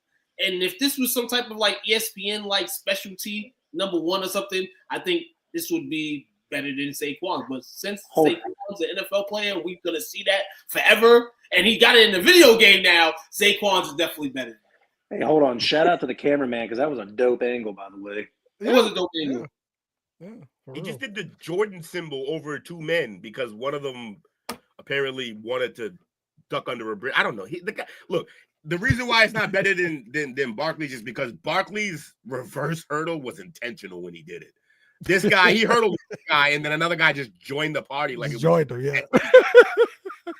5'8" only on the football field because he can't be at a Diddy party, apparently. All right. Taking cheeks to face mask. Yeah, that's what he loves. All that was missing there was the baby oil. 1,000 bottles. No, there might have been baby oil. Did you see how easy he slid off of him? That's true. That's true. All right. It has been reported by Adam Schefter that Mike Vick is in talks with Sacramento State to become their head coach. Look, as long as he doesn't give a speech at some point that says, we need more dogs. We don't need no cats. Meow. We need more dogs. Because that'll definitely be a red flag is all. He's dope. This is fire. I like it on all aspects, but like Will said, the Corey got to come clean, correct? I mean, it won't. He's a felon. But yeah, that's the thing too. Damn, they giving. Hold on, felons can get jobs as college football coaches. Yeah, football don't give a shit. Give me one. What did they care? What did football care? Give me one. Murderers out there. At a college campus? Ain't no dog. Ain't no dog. Hold on. When they probably gonna have rallies out of school about dog killing. It's not but it's not a veterinarian school. What is that? It's West Coast though. It's West Coast though. It's Sacramento State. Is it Norfolk? Breeding the dogs. It's a state college. He's not going to vet school. Like, No. I'm just speaking on overall. I'm happy that this got in the waves today, and we didn't hear no backlack or Naxflack. I'm happy that didn't happen because I kind of figured that one of these dimwads on television, national television, would have been like, "Hey, this man killed dogs. He killed dogs and he get a job." So somebody's gonna bring it up. Oh, you know someone's gonna be picketing. Yeah, somebody's gonna bring it up. And let's not act like that's a problem. The question is, can he coach? The question is, can he coach? This is my second favorite athlete of all time, but he is a piece of shit for what he did. So he's gonna have to be impressive. You know what? Hey, like Took said, but we got to congratulate another coach, Dogs. former NFL player. Come on, Teddy Bridgewater just won him a state championship in high yeah. school. He did. He He sure did. With the dreads and all that, looking smooth and clean, baby. I'm just glad to see him upright walking. Me too. Hey, sorry, Dale. I don't know if that was going to be a topic for tonight, but I had to shout him out just in case. No, you're good. This quarterback's going for over 200 yards a game. I think so. And no lie, I've always been a fan of Teddy Bridgewater. I like what he does. I felt like he just got that injury chain that just like Will was talking about earlier. It's literally a domino effect. You get one thing injured, it's just going to keep on happening, and that was Teddy. But good for him. I'm happy he got his state championship. He also was just too slight of a player. Fragile body. Man, our boy Gino got hurt too last night, man. He had Geno Smith on the And it was a gross, like, it Oh, was like Geno? what was the injury? Because it had to be like, is it Achilles? They said it's a bad knee injury, but hey. Oh, okay. Yeah, because his whole leg just got jammed into the ground. Like, it was weird how he. It looked painful, but at the same time, it was like a barely anything. But No, that's how the worst of them happens. Yeah, it was a lot of. It was basically all his weight and a little bit of another man's weight on one leg. That's why. Was it a hyperextension that made it significant? No, it was like he like jammed his foot into the ground and it's like it kind of stayed, and then his body just kept going. Oh, he bowed it, but instead of his hip, it was his knee. Yeah, it wasn't great. That's rough. It wasn't great. Do you guys by the way, appreciate the starting quarterback a little bit more when you see the backup come in? Because Sam Howell was terrible. As a Patriots fan, I cheer because that means we're losing. Yeah. Remember, our backup is the guy, so we were happy for that. We don't have backups like Hainer. Hey, wait, real quick. I can respect our backup. That fucking got me. Even Rush is playing okay. Like, he's not terrible. Hold on, wait. Before we get on this more of this quarterback talk, you brought up that the injury report earlier, Dale, and I don't even know. I wasn't here for it, but I know Sam Hubbard got injured catching a touchdown pass. Oh wow! I didn't know that. The defensive end for the Bengals caught a touchdown pass, and he's out for the season. At least he went out on a high note. Damn. Got trucked by Lamar Jackson, and then fucking was that Trevor that got dragged by Lamar, or was that somebody else? I have no idea. Yeah, I don't know, but get Zach Taylor out of there. Yeah, no, he put Sam Hubbard in there at a tight end. He caught it. No, he jumped up. It was a beautiful catch and everything. And next thing you know, he's on the bench grimacing in pain. He fucked up his knee. He's out for the season. It sucks. Plays if you're the Bengals. They're fighting for a playoff spot. Somehow they still had a chance, and they didn't have the hunt last week. They're like 9-10 spot in the AFC. But no, I'm 100% with Will. Get Zach Taylor out of there. You're ruining the primes of a lot of good players. Well, not Chase and Burrow. Their primes are going fine. They're just loading up. No, they I mean, their stats are looking good, but that's all about a bowl win. They want to win the bowl. So yeah, they're ruining their prime. They might have the stats for it, but man, they wishing for they lucky they got to that Super Bowl over there when they got there. Man, Cincinnati ain't going no Super Bowl, man. Ain't no more Super Bowl. Ain't nothing that got to do with love. Yeah, Hubbard got up and celebrated, man. I don't think he got injured on that play. He did. Mr. Six, he said we started 3 backups this year, and a guy who couldn't start in college after 6 years in the NFL. I don't want to hear about backups. Listen here, man. Speaking of Jamar Chase, man, 5th player in history with 100 catches, 1,400 plus receiving yards, 15 plus touchdowns in the season. Only Jerry Rice, Cooper Kupp, Randy Moss, and Marvin Harrison Sr. have achieved. Oh, not Jetta. Fascinating. Wide receiver 1. Yes, sir, man. So shout out to the Bengals in there. Jamal. Call him Jamal. Best duo in the Jamal. Jamal Chase. They got a rock star locker room, I feel. Who? So they got a rock star locker room. But it's okay. A lot of their players are young. The Bengals. They got a rock star locker room. Why is it my man Joe Burrow drives $3 million Batmobiles to work, man. Shit. For a 5-8 team. Like, it's crazy. Like, I just think, and like I said, they have talented players, man, but sometimes it might be a virus or something in the locker room, man. That defense is all-time bad, that defense. Defense actually was eating yesterday on Lemons. Yeah, they played. They actually played yesterday. They played against Lemons. They played a little bit against Cooper as well. Can we speak about that, Bobby? The best LSU receiver in the draft this year, it was not Malik Neighbors, it's Brian Thomas Jr. Can we say it now? Yes, Malik Neighbors also having a stud season, by the way. Nah, but shout out to Brian Thomas Jr., man. Definitely. So the thing that Dale ruined, I'm still doing just because it's fun. What Dale tried to ruin earlier was I plan on coming here and saying there's a timeline. There is a timeline where in 2-3 years the top 4 receivers in the league are LSU Tigers. There's a timeline that could definitely happen because Brian Thomas is Julio Jones light, and Neighbors is better than OBJ was. Dale's leaving. I don't know why he's leaving that. Yeah, he's mad. He's mad because apparently players can't progress.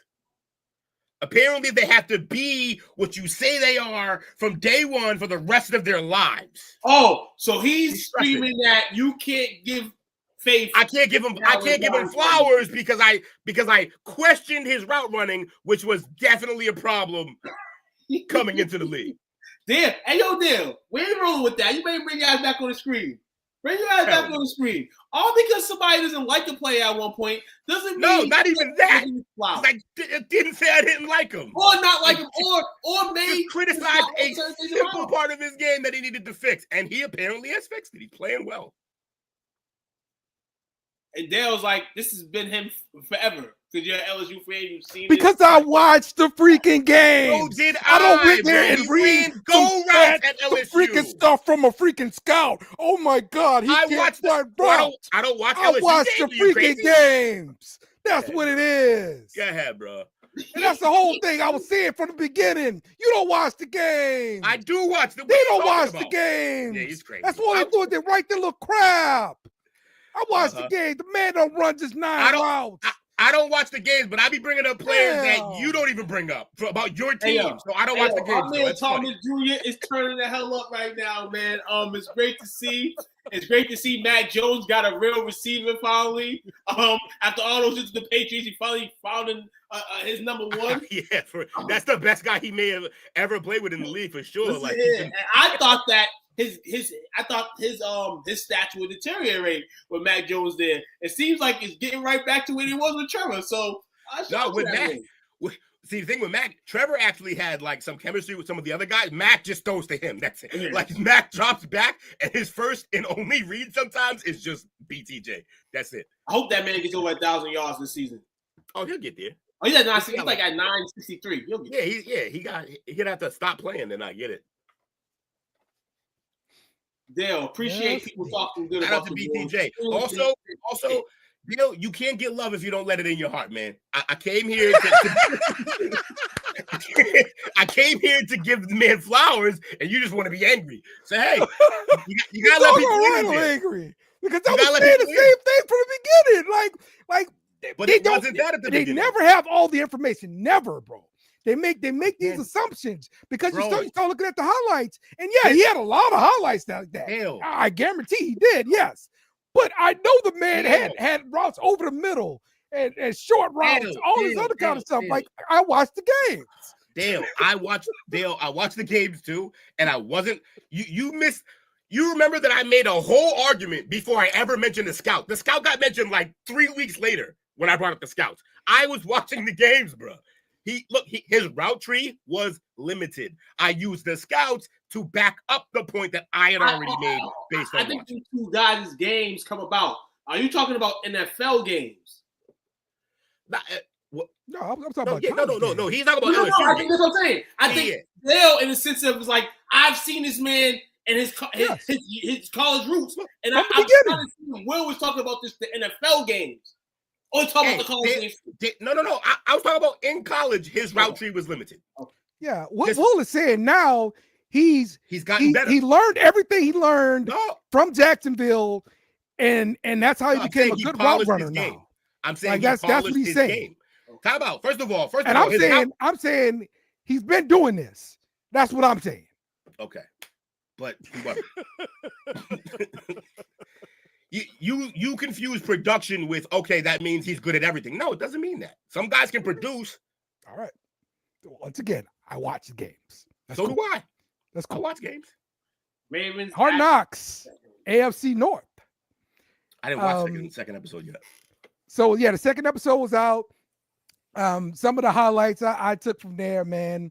The rivalry, the hate in the division is so strong.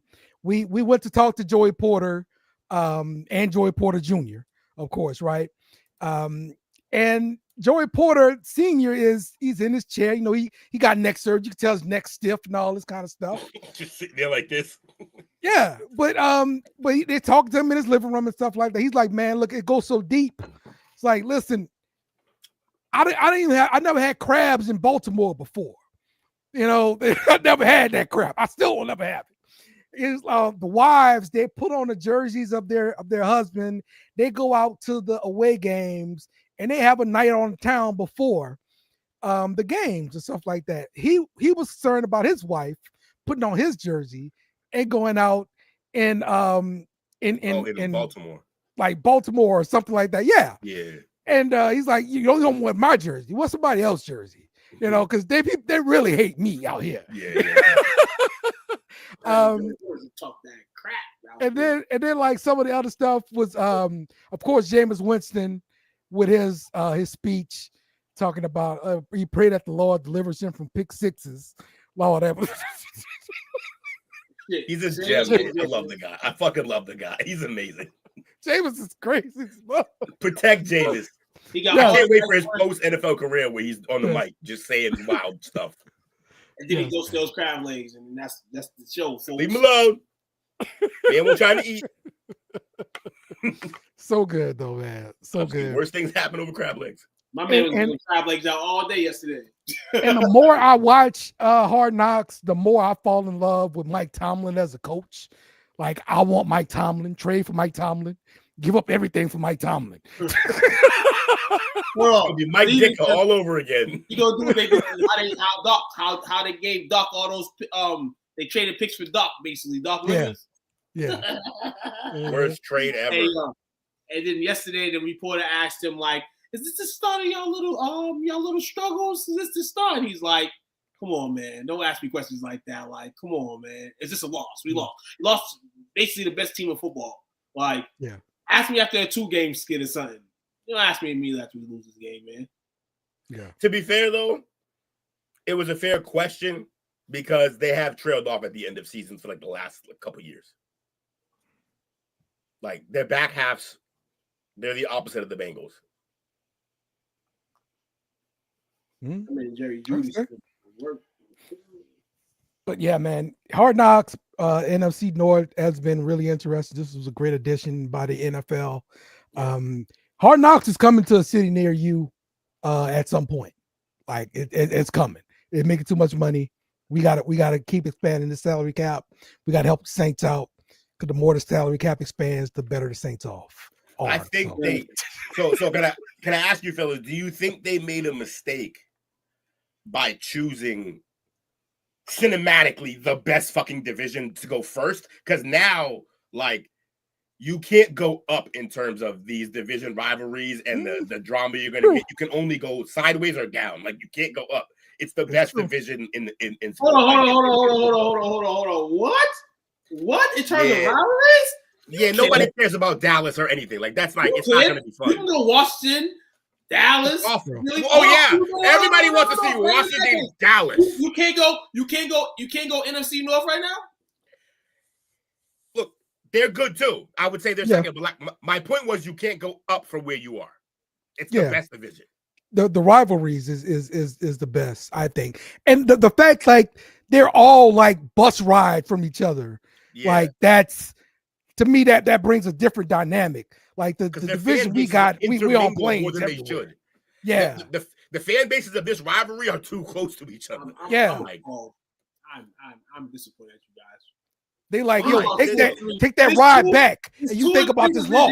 There's 2 or 3 divisions that can make this worthy too, man. That can make this. No. I think there's two or three other divisions that will still be compelling television for sure, but I just don't think it's going to be there. Plus, it has everything. It also has the Mike Tomlin of the situation, the John Harbaugh of the situation. Like, don't nobody give a shit what your coach says or what anybody on the Redskins staff says, or like, it's just overall, it's just not as good. Like, it's they are solid. Nobody thought Hard Knocks would be better than the Ravens one when Tim Johnson made fun of Shannon Sharp. Right, again, and it's funny because the other great moment that you're referring to is also in that division. So like, no, let me find my dude from Cleveland. That's my freaking which one? Hard Knocks one. Hold on, I'm gonna find it. But yeah, like if the teams are all in good standing, yeah, NFC North, like the North division, that's a fun division because those rivalries are thick between the Bears, Vikings, and everyone else, Lions, and everybody else. Who's the last one? Bears, Vikings, Lions, Packers, Green Bay, Packers. That's right, Green Bay. Ugh. No one cares about the Fudge Packers. Let me get my boy. I mean, up, man. Packers do, but that's about it. It's the greatest offensive line coach there is. Oh, this guy. He looks that like belly jumping. It was hilarious. This is Santa Claus in the offseason. This is crazy. Better stash than Andy Reid. Ooh. Throw down the gauntlet. You know what he looks like? See, those guys in World War I, World War II just did jumping jacks and push-ups. I'm sorry. That is a hell of a look, bro. Is your team real if you don't got nobody that's stature on your team? Football wise, I'm not being an asshole, but if you don't have somebody like that, like stature and weight and all that, like, are you a real football team? Hey, you gotta have your fat men because your fat men gotta coach your fat men. That's right. They understand the other fat men. They understand the other fat men. I knew real people would take that as a great quote right there. You know what I'm saying? I don't want nobody saying that you want body shaming people, because I'm fat too. But you know what I'm saying? You need one. Mike, is that the dude from Harry Potter? Because he does look exactly like him. Dale, you know who that coach looks like? If you think way back, looks like Uncle Pecos from Tom and Jerry. Damn, you took it way back. Tom and Jerry.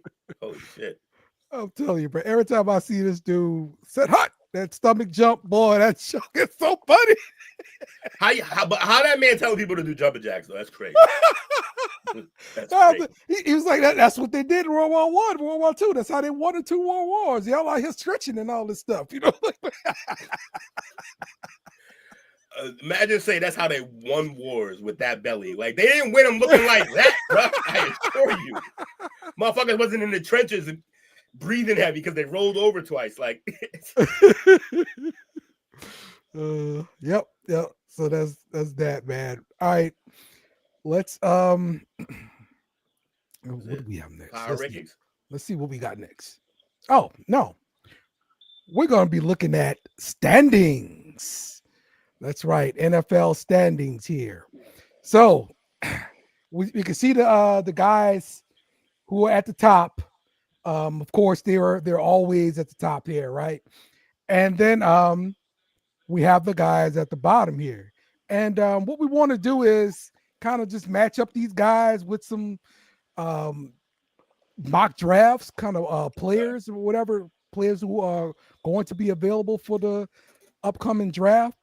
And kind of put it all in perspective like that.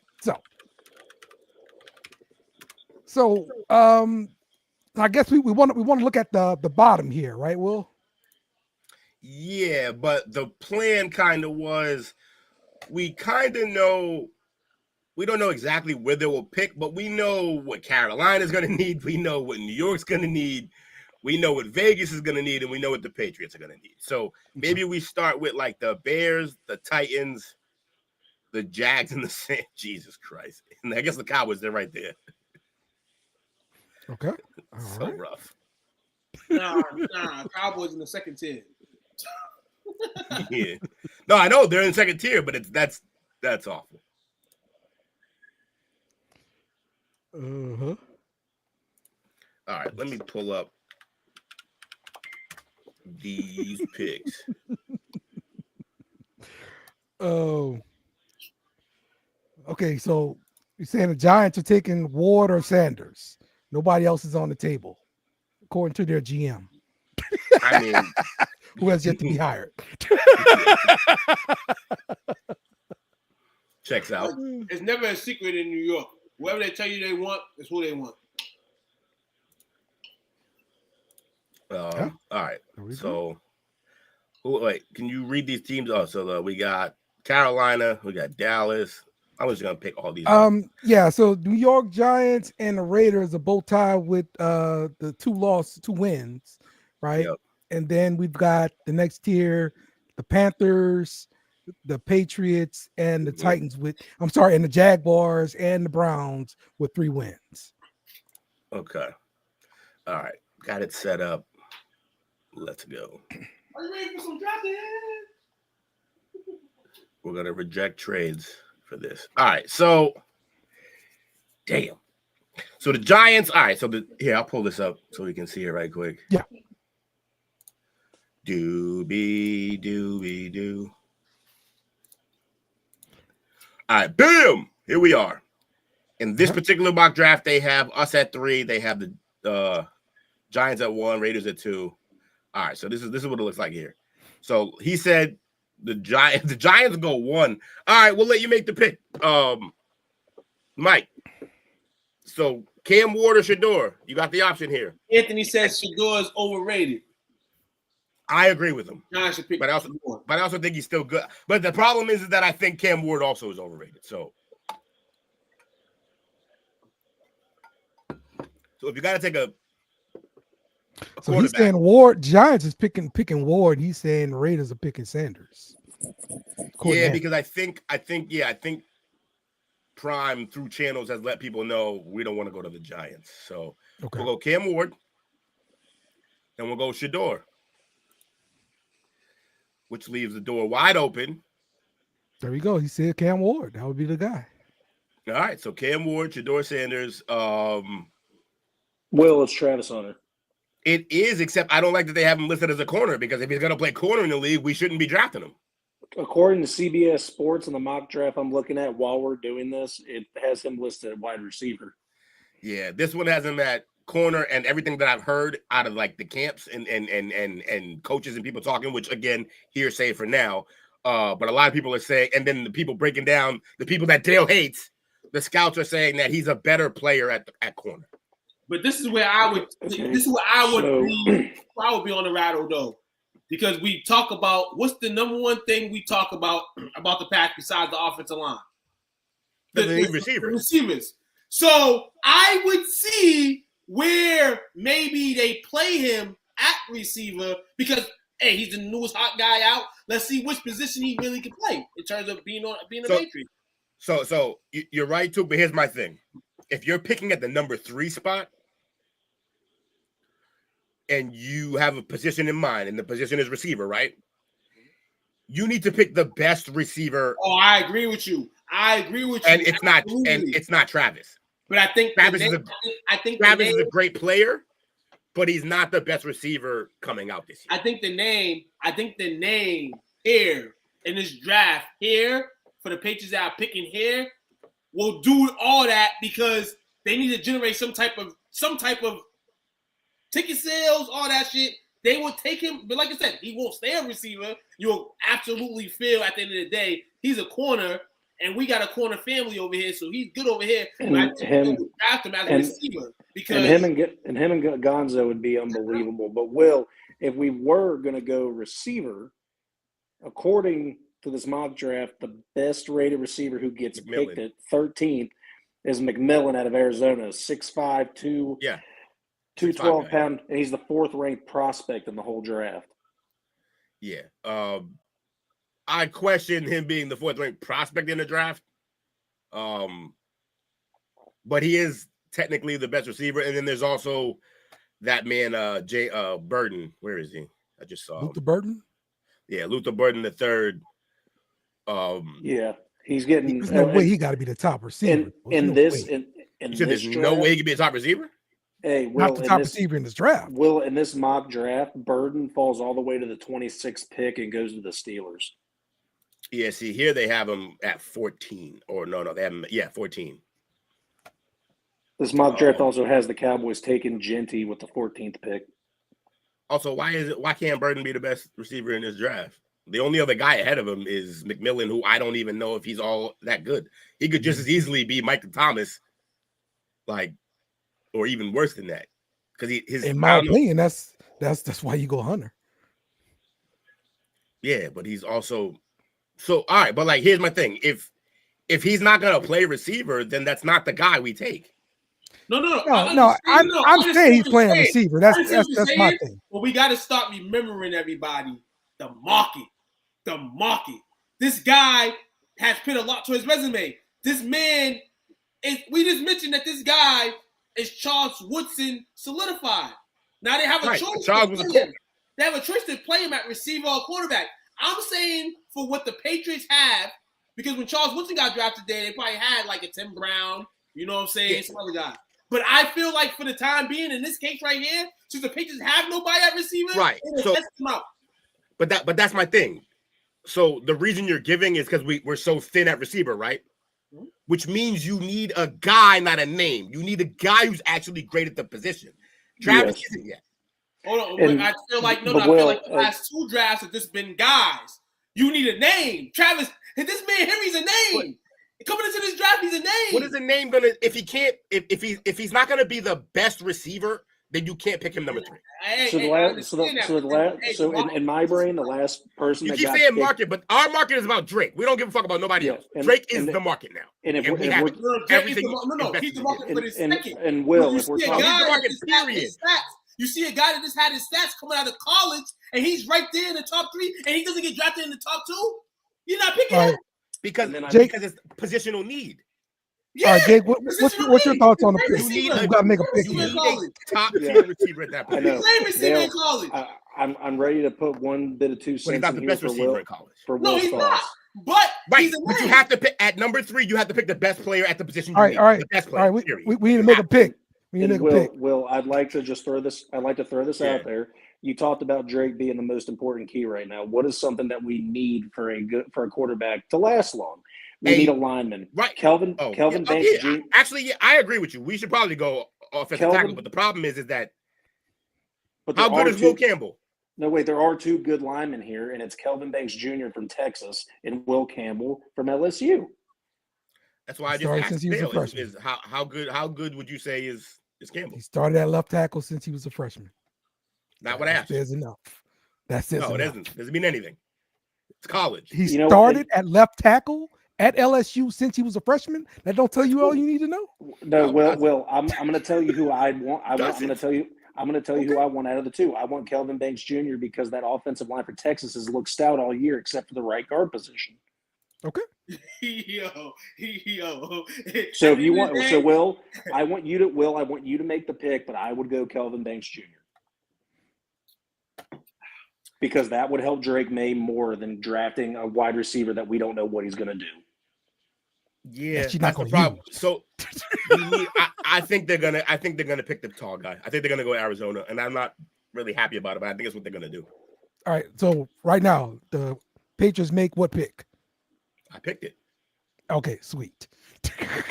Wait, who do you go with though?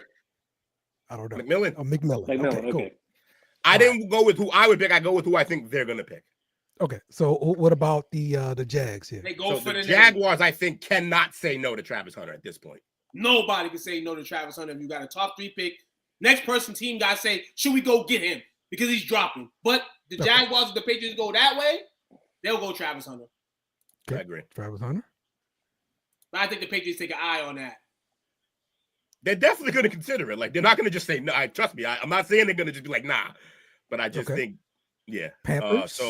Panthers. I think they go defensive line, and with Michigan's Mason Graham sitting there, I think that's who they go with because they want to build their defense.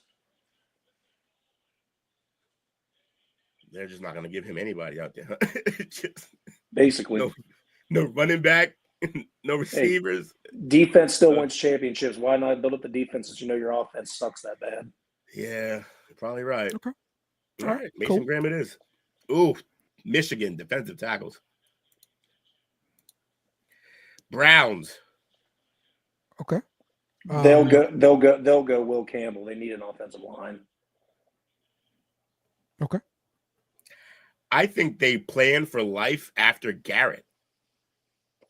Really? You think they go Dual Carter?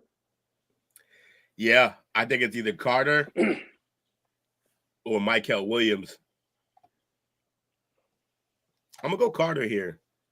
Oh wait, don't we have a Browns fan in here right now? Oh, no, I don't know if he's in here. Carter it is. Oh yeah, Anthony said, can he pick the Browns? He said he'll pick Jaunty. For the Browns? That's what he said. That's wild. I already picked Abdul Carter. Let me see. My man said Nick Chubb is done officially. Yeah, you're probably right about that, actually. Did you just call him Dick Chubb? No, he said No, Nick, I said Nick Chubb. I Dick swear to Chubb would be a God. great name. I thought he said that. I'm not going to lie. I need a son named Richard Chubb. All right. Aaron Jones scored a touchdown for the Vikings. Looks like they're up 13-3 right now. Can Jefferson score, please? Anybody? Yeah, he got the long pass to get him down to the 1 yard line. Yeah, that's what he got. Okay. He did catch one touchdown earlier, though. Who's next, Will? All right, so we got the Bears up next.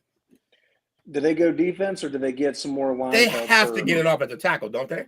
Yeah, Calvin Banks Jr. Calvin Banks right there. They go Will Campbell. Will Campbell already got taken. No, he's still here. No, he's still there. I thought Will Campbell got taken by somebody else. My bad. I think they go Will Campbell since he started the freshman year at OSU. He's got to be great. If you start at left tackle in the SEC as a freshman, you are good. That's it. Holy shit. Y'all can't see it yet, but the Bengals drafted Isaiah Bond. Holy, that's crazy. That's absurd. All right. 2. So that's what up. Number? Yeah, that's good. It's like the top 15. I trust Rico. Hey, they picked him 13. Well, I'm super interested. Who did the Jets take? Will Johnson at the Michigan corner. Locking down the cornerback position with Sauce if he's as good as advertised, that's crazy with him and Sauce. Yeah, that is dirty. We need receiver, bro. We need receiver. Luther Burden right there. Yep, I'll either take Luther or Ashawn. I think for some reason Cincinnati might take him if they're there. But Emeka's there. Isaiah Bond. Wow. But Emeka's there. So you got Luther Burden or Emeka Ibuka. Keep that great line of Ohio State receivers going, too. Shut up, Dale. Who's the next receiver after that? Oh, it gets slow after that. Trey Harris from Ole Miss. Isaiah Bond. Who took Genty? Nobody yet. No one yet. Wait, Trey Harris, beast, man. Genty, dog. Oh, wow. Hey, we have to call him a piece Tennessee. now. Tennessee took him at 6. Okay, so we'll take Burden. We'll take the receiver. Burden? Okay. Take the receiver. You prefer Burden over Egbuka? So basically, like, the best comparison, just like a quick comparison, Burden is more like Flowers, Zay Flowers. He's closer to Zay Flowers. Emeka is more like Jackson Smith and Jigba, but slower. Just slower. I like it, Jigma. Shit, then give me a Buka then. I like Jigma. Jigma ranks me. Zay's my guy. Shout out to BC. You know what I'm saying? But Zay's, he's slightly smaller. Second guy. I need Emeka guy. Emeka Egbuka. Coach is probably like, what the fuck, man? Take a Luther Burden went to the Falcons. Holy shit. Calvin Banks went to the Broncos. Who else we got here? Well, your freaking scroll work? Well, because now they're picking. They're picking. I just want to see let me see the full results. Bam. So this is how the full results ended up looking. If I had to give my favorite pick throughout this whole round, I'm still giving it to the Jets. That's a dirty ass move with Sauce. I'm sorry. Yeah, I don't know if it's what they need, but fuck it. It can't hurt, right? No, they need a quarterback, but all the quarterbacks are gone. So He's fuck not it. wrong. And then, so you light up that defense even more than it already is. That's freaking crazy. Yeah, I like it. I don't like. That's my favorite pick. I'll give that. I actually, the more I see this, the more I kind of just hope the Patriots trade back. For the first time ever, I always want them to draft, and they always traded back. Now I actually want them to trade back. Mm-hmm. Oh, Jalen, yeah. Where'd you see Jalen Walker at? 49ers. Yeah, but they got Nick Scorton, the edge rusher from Texas A&M. Unless there's another pick that I didn't see. Okay. Well, that's good. Fascinating, that's good though. Yeah. To Texans start off mock draft season. Oh, sure. yeah. It's never not mock draft season for me, man. I'm usually doing this while y'all doing the podcast. I'll be back here doing it. Oh, Jalen Walker went to Seattle. Is already went in this draft. Maybe he's saying that he wouldn't have made it past the 49ers. Maybe. Well, that's been the mock draft section of our podcast. All right. Let's do some power rankings, gentlemen. I'll start off the power rankings with number 5. I'll give it to the Baltimore Ravens. Number 4, Philadelphia Eagles. Number 3, Detroit Lions. Number 2, Buffalo Bills. And number 1, Kansas City Chiefs. I'm not moving them from number 1 anymore. That's it. Despite him being hurt? That's right. Yeah. Lucky you're not gambling. I bet you're different if you had money on that shit. I got Pitt number 5.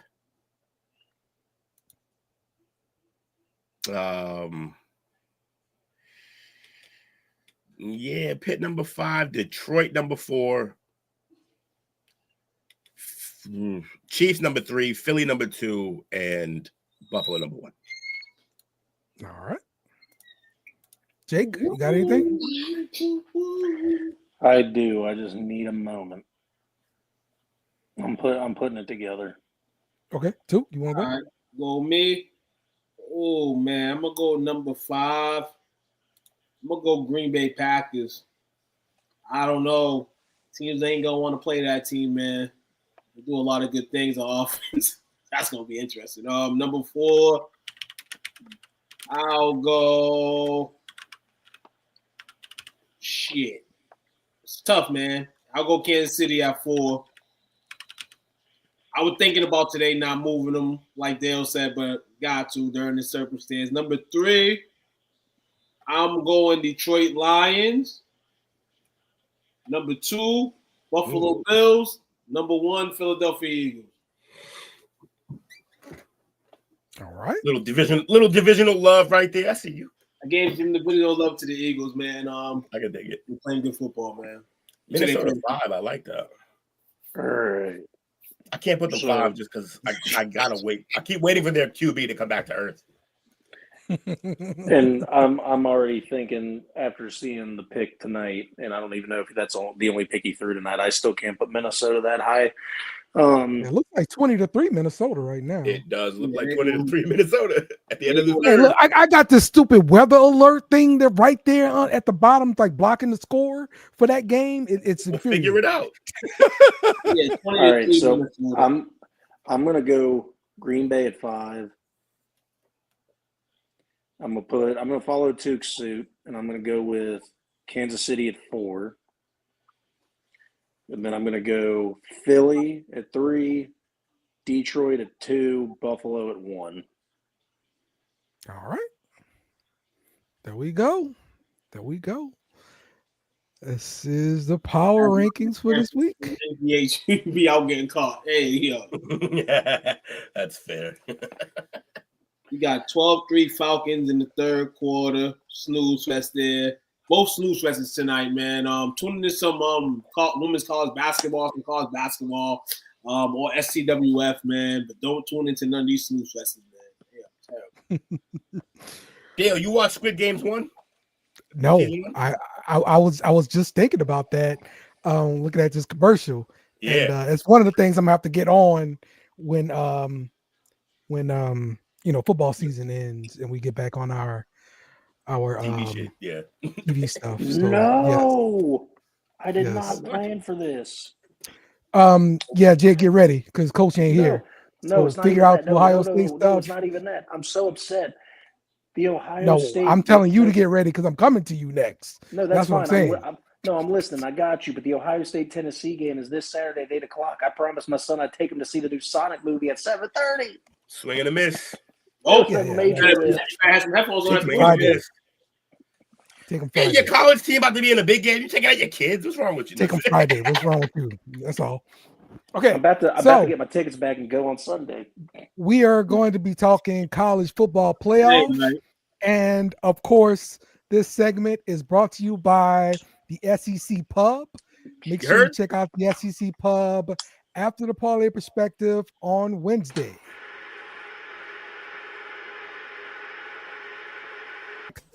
I am sick of being a meme. All right. I'm sick of it. All right. Boy. So right here, we're on the damn white couch. All right, we got FSU, UCLA, USC, FSU, and Mississippi State all standing behind us, getting ready to pounce on us. On Going the white to work. couch. Yes. Blowing our All backs. Now, if you didn't know, LSU has lost the last 5 openers. Yes. Lost the last 5 openers. All right. And that's what that meme represents. I'm sick of being a meme. Watch the SEC Pub Wednesdays after the Parlay Perspective on BS and Beer Media or STWF TV. That's right. So this week we've got some playoff matchups to talk about here. That's right, Jim Mora. That is right. We got some playoffs. Don't talk about playoffs. You kidding me? Playoffs. All right, and Coach ain't here to talk about his Texas team, so we coming right over to you, Jake, as you're the only other member here that's got a playoff game. So you number 8, Ohio State versus Tennessee. Hold up, time out. Will can talk about Tennessee. That's his second team with Nico.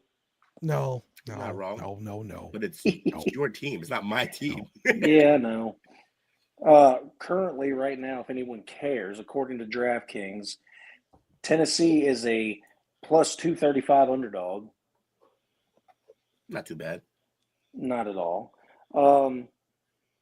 Yeah, this game. So again, I'm going to say this right off the cuff.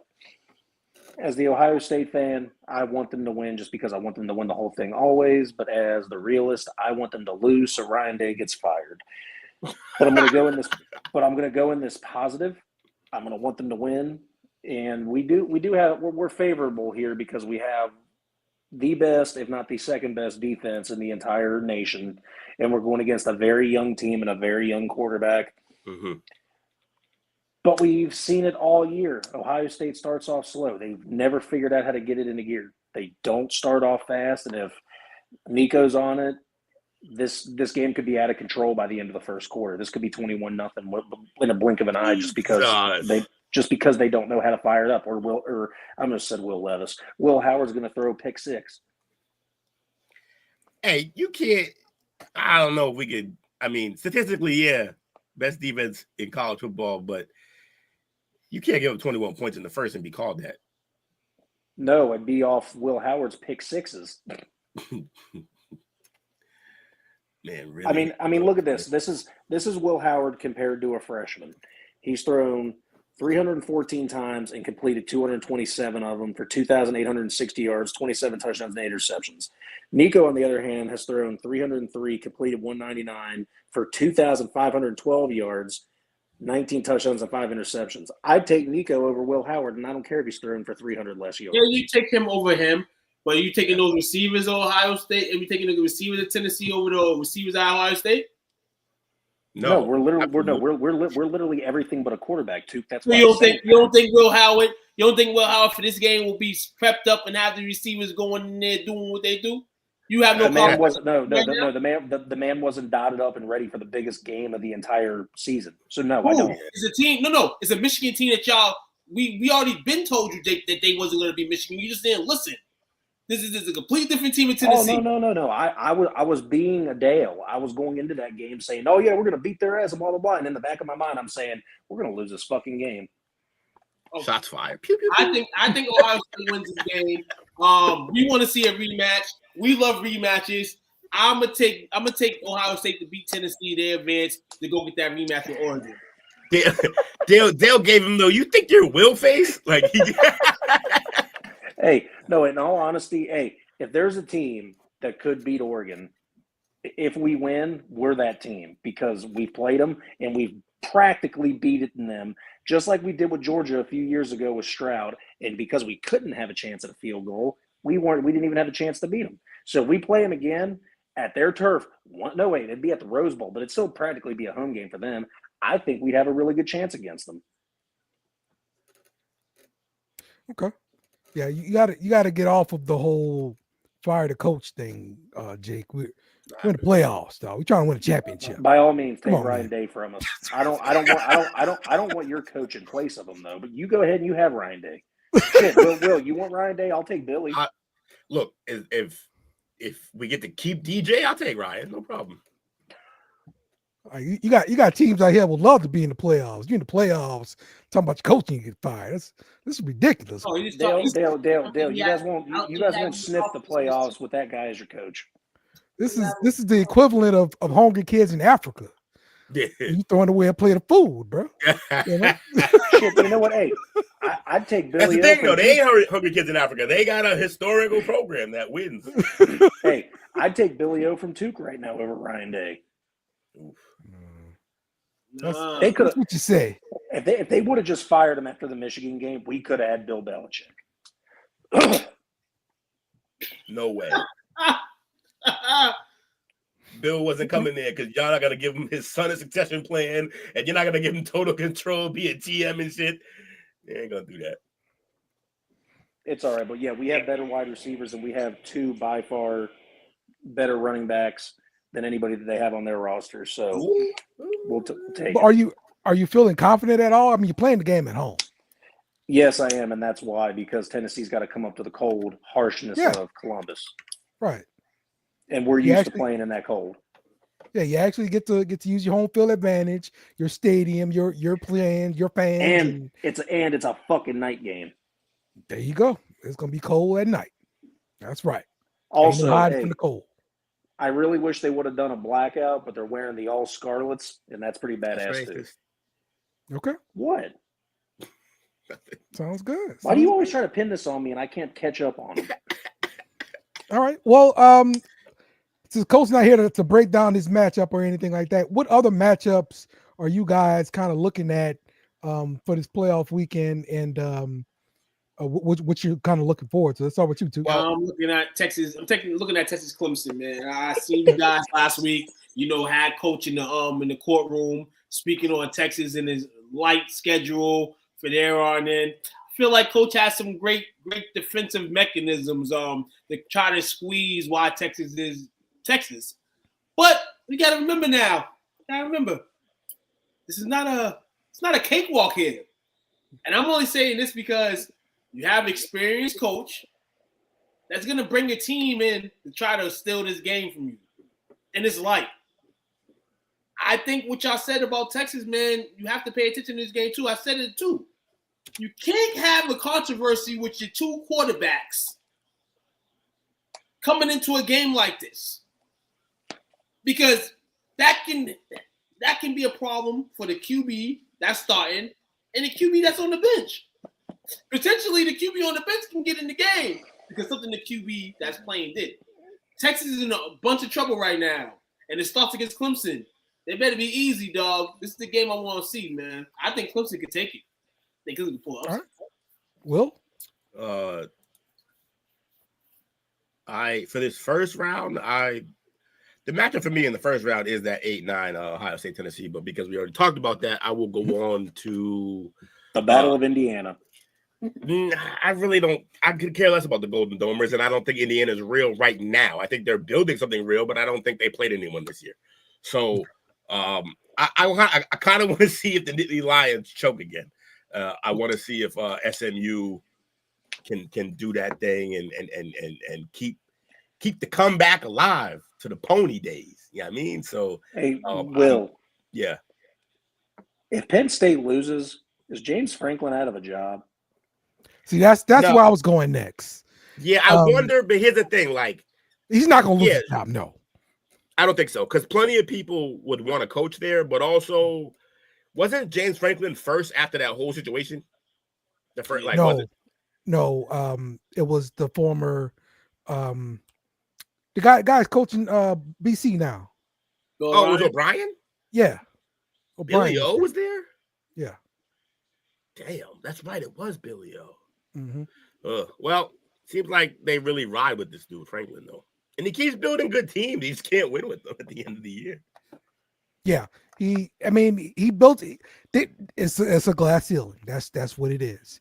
He can build a team good enough to get you really close, and that's it.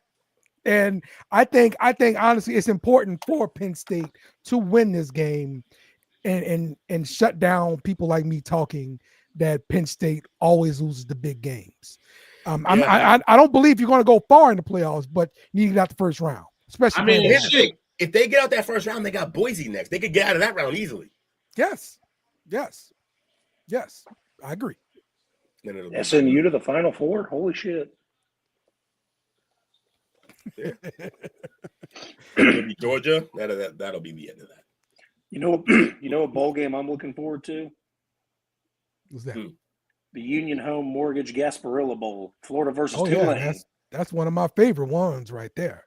Why? Every year that bowl's the bomb. Who's usually in it? Is there any like regular team? No, if we're being honest, I think that rematch of even though it's a rival and everything, I think Alabama versus Michigan, that's going to be a fun game in the Reliquest Bowl. Mm-hmm. New Year's Eve. They don't do the name that they used to, man. I mean, dude, look, where my Meineke Muffler Bowl, like where my sponsors, bro. Where my Meineke Muffler Bowl, man? I missed that. Bro, look at this right here. You got the Tony the Tiger Sun Bowl, the Cheez-It Citrus Bowl, the Kinder's Texas where's Bowl. our bowl game at, Onk? Did they call it the Cheez-It Citrus Bowl? Yes. Yeah. Those two things are diametrically opposed. And then here you go. You got the Tax Slayer Gator Bowl. Yeah, I don't like that, Bobby. I don't like that. Duke's When I see that, Bowl. I said they hold D on them off the jump. I said, dude, you got them playing against a Big 12 opponent that you easily could have had them in the schedule playing against, and I don't see that in any of the bowl games. I've never seen that in a bowl game in my life. Never. Where's the game at? It's a neutral site, but it's Go Bowling Military Bowl. Playing each other. Right, hey. I'm saying it's got to be like a map kind of thing. That's why I'm asking. No, but even in that, even no matter what it is, the way they always set up the games, they never set up a conference team against another same team. Yeah, I agree. Yeah, they hold them on Arizona Bowl. Also, earlier Mike mentioned that Miami got hosed, but like, Mike, if you're still here, who did they play this year, man? Mike, who they play? Dude, they're in the Alamo Bowl. Come on, because like their best it's gonna be in San Antonio. Me looking at their schedule, their best win, like at the end of this year, their best win is against my Gators week 1. So, when we sucked still. So yeah, this matchup doesn't make much sense to me, because it's in San Antonio. So if this game was like in Las Vegas, it'd make more sense. Geographically. Yeah. I mean, yeah, but they didn't. I mean, Vegas isn't too far over from Texas. Like, it's just over a little bit.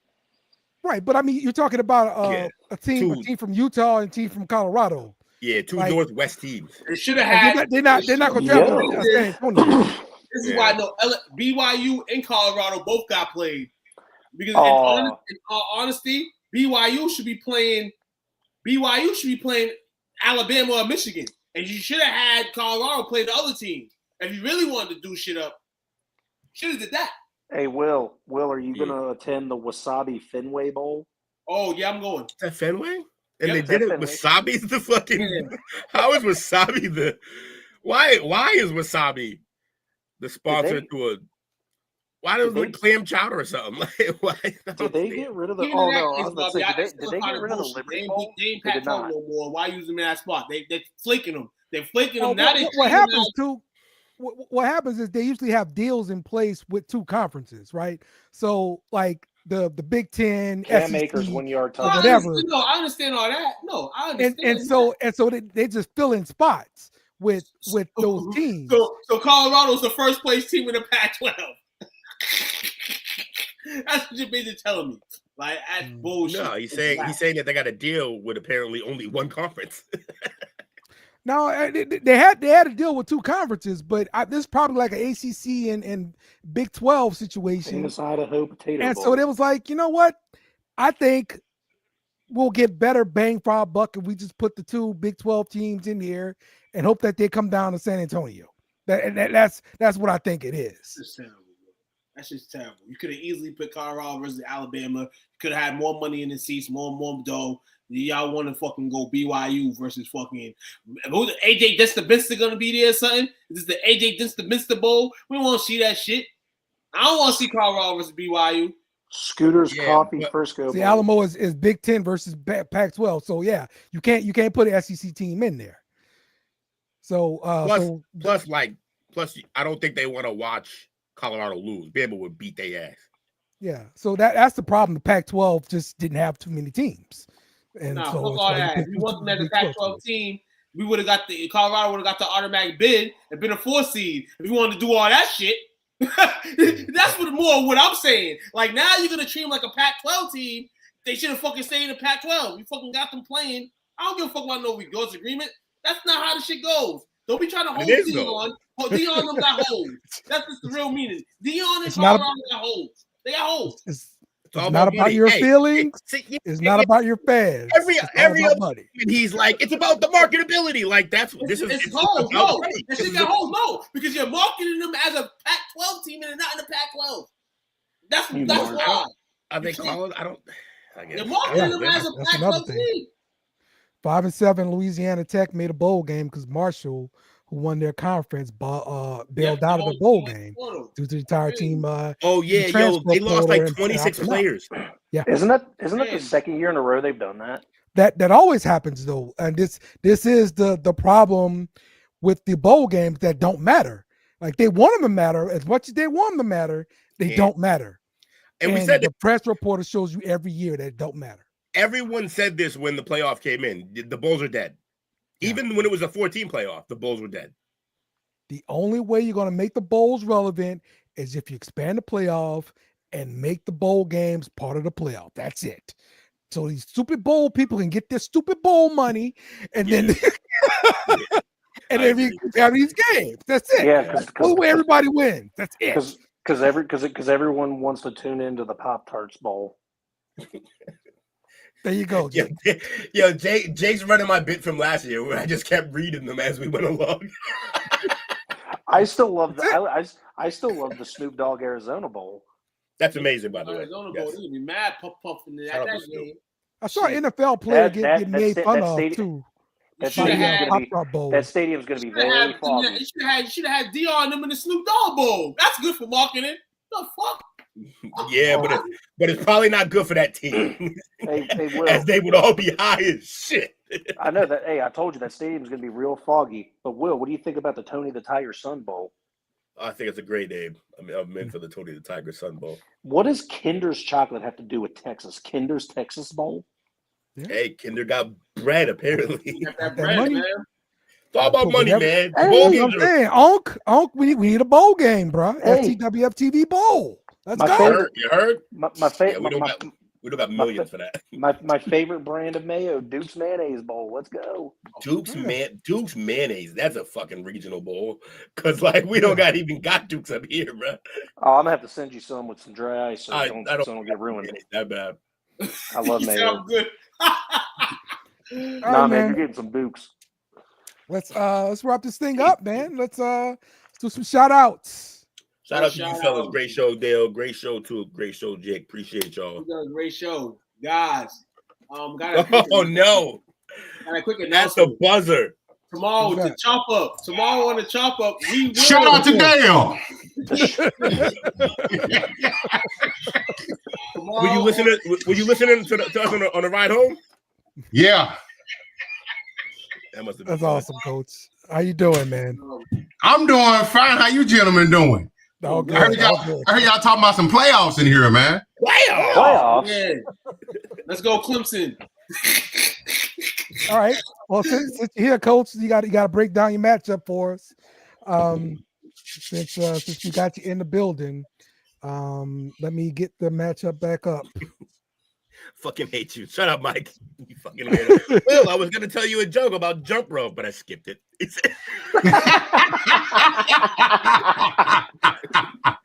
He does my favorite bit right now online, or when he was doing it is him making one of those jokes, and religiously every post his mom's like, you idiot, you idiot. On every post his mom comes at him. She's the GOAT. Shout out to Miss Munger, yo. All right, Texas versus Clemson. What's your thoughts here, Coach? My wounded Longhorns come in 12-2. Clemson's 10-3, I think. Mm-hmm. They won the walk off. You know what? They've gotten better over the year. I know they opened the season, they look real shaky.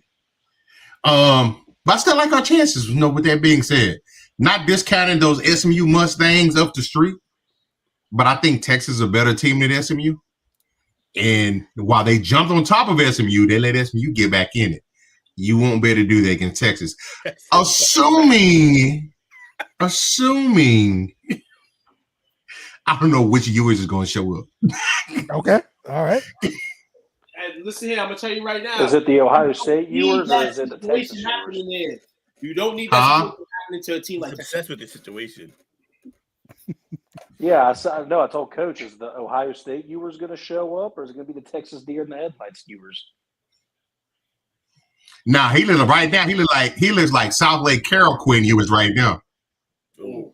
He looks like he did in high school right now when he got punched in the mouth. He got shook. Y'all better put y'all Tebow in. Oh, yeah, I read that whole story. I don't know who posted it, but it was about the quarterbacks for each team. That was a cool story. Will history Bobby said, repeat we itself? want Arch, Pornhub. I know they're Pornhub. The fans are and the boosters are calling for Arch to be in there. Right now, yours, man, I've been looking at a lot of podcasts and feedback on yours, man. He getting this borderline disrespect right now. But hey, he earned it. But he needs going to bounce up out of here because after this, it's time for Arch. He's not going to sit another year. Yeah, time to arch that Texas. Time to arch it.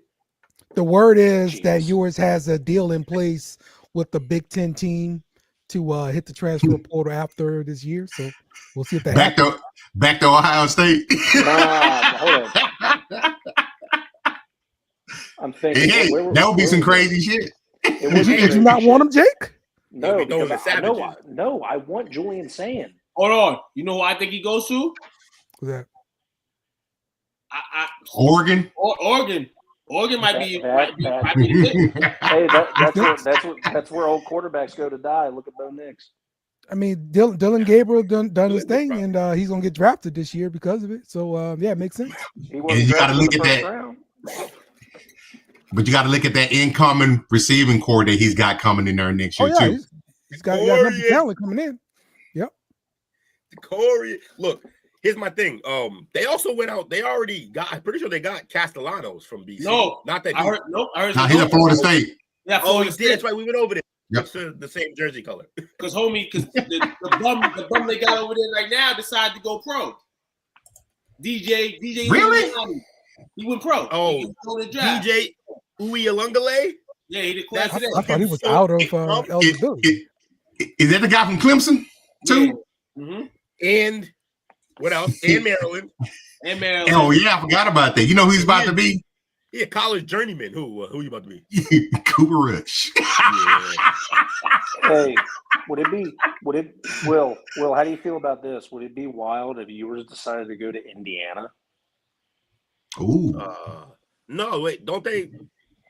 They like their quarterback, don't they? Yeah. But He's not coming out. I don't think he's coming back. I forget his name though. I'm gonna go look actually. He ain't going there. They got. I mean, if the Kane decided they could get him, they'll drop that money on him. But it's Curtis Rourke, and he's a senior. Oh, well, shit, maybe. Okay. But that makes sense. Yeah. I'm looking right now at the Big Ten, and there's a bunch of scrubs other than the top like 5 teams, and it's Illinois, Ohio State, Penn State, Indiana, and the Ducks. Ohio State has Julian Sain and Waiting. Aller said he was coming back to Penn State. Ducks might need somebody. Indiana might need somebody, and I don't know Illinois' situation at all. Let's go, USC. Get back to the top next year, baby. You know what? I can see yours go. I'm looking at Oregon's recruiting class. They've got 2 5-star receivers, 2 5-star cornerbacks right off the top. Yeah. Oregon makes sense. And by the way, Oregon has a cupcake schedule next year, too. They always do. Oh, hey, by the way, little shout out. Oh! That's where Achilles Smith Jr. is at. Ooh, man. And Oregon. I mean, in college, he was a monster, so. Hey, if anyone's seen Ohio State's schedule release yet, me and Unc's got something cooking next year, so be waiting. LSU versus Ohio State? Nah, Ohio State versus Grambling. Oh, he is. Oh, yeah, that's right. That's right. What? Beat down. The only thing cooking in that game is Grambling State. They're gonna put them on a grill. Hold on. Nope. I can see the significance in this game, and people might just throw ahead because it's football. Both of them marching crews are the tops in the land. So now they're gonna march it out. So they're not even playing football. It's just gonna be a band. I'm gonna show up with his fucking. Let's not pretend this is a real battle here. Y'all can dot that I all you want, Jake. Hey, hold on, time out. Hey, Dale. This year, Marshall almost came into our house with a rebuilt complete team and almost beat us. You said Marshall, the team that forfeited off the players left? They came into the shoe and said, "We are Marshall." Jake, I see why you have no confidence. Then they say, "We are gone." After that, I see why you have no confidence in the Buckeyes. This is a week-on-week thing. I can see why. Those motherfuckers almost came to your house with a team that wasn't gonna that was saying to themselves, "We leaving anyway if our coach leaves." Yeah. I was just referring to the bands, honestly. Like that's that team that they put out the door.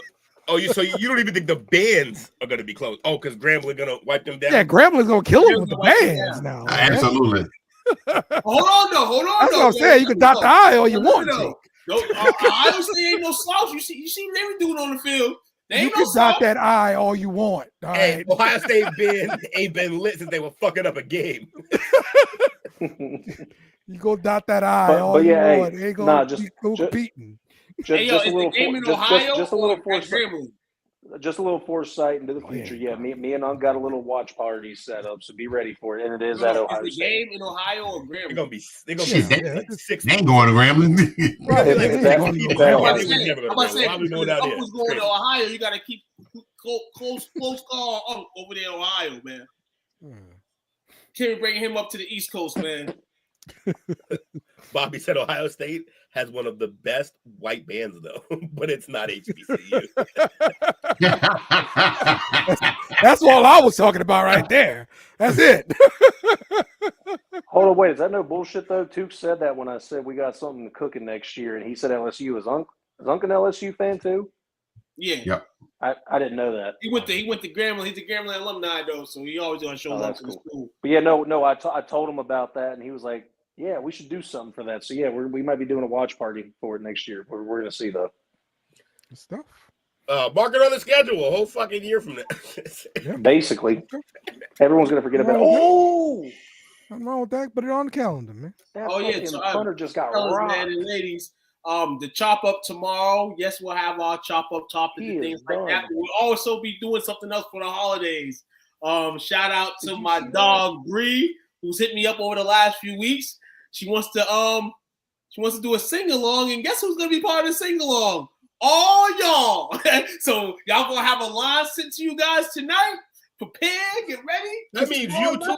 Okay, if you ain't singing, I ain't singing. Period. I'm on board. I'm on board. I'm there. I said yes to it. You know, I said yes to it. So the problem is giving us lines means individually. We could probably pull it off as a group, but individually singing is gonna be bad. There's gonna be a live band there, so we have band playing over us. I'll get my kids involved. No, you can't cheat. It's you. No, my kids have great voices. They'll sing. That's the so point. I gotta just tell Bree that you'll be here too, Jake. So I'll let her know. So therefore, the more people that's here, the less for us to do in terms of the lyrics. Just make sure Bree gives him whatever the racist line in the song is. I think we should all five of us band together, and then when it's time to start singing, we all be quiet, and Dale's the only one singing the line on accident as a joke. I can't wait for this. No, we're doing not a contest. No, we're doing the Christmas in Hollis Run DMC. So everybody know. So get ready. Power.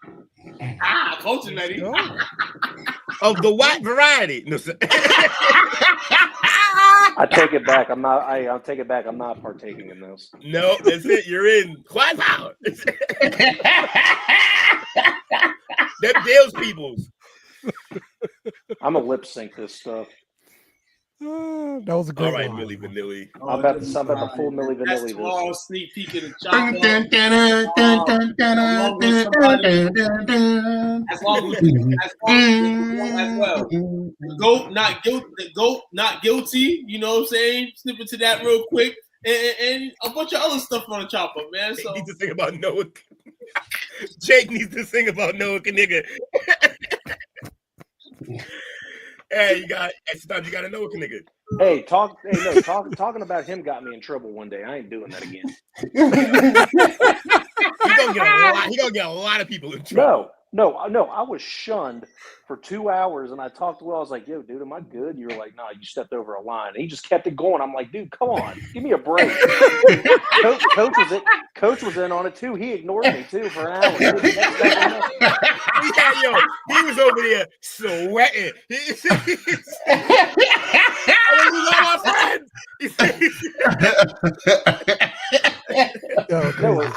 You guys laugh now, but it wasn't funny for me. I thought I lost friends. Yeah, that's why it's funny for us. That's the point. The layout was classic. So anytime he's mentioned, I just keep my mouth shut.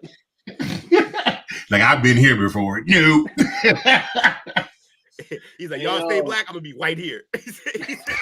Y'all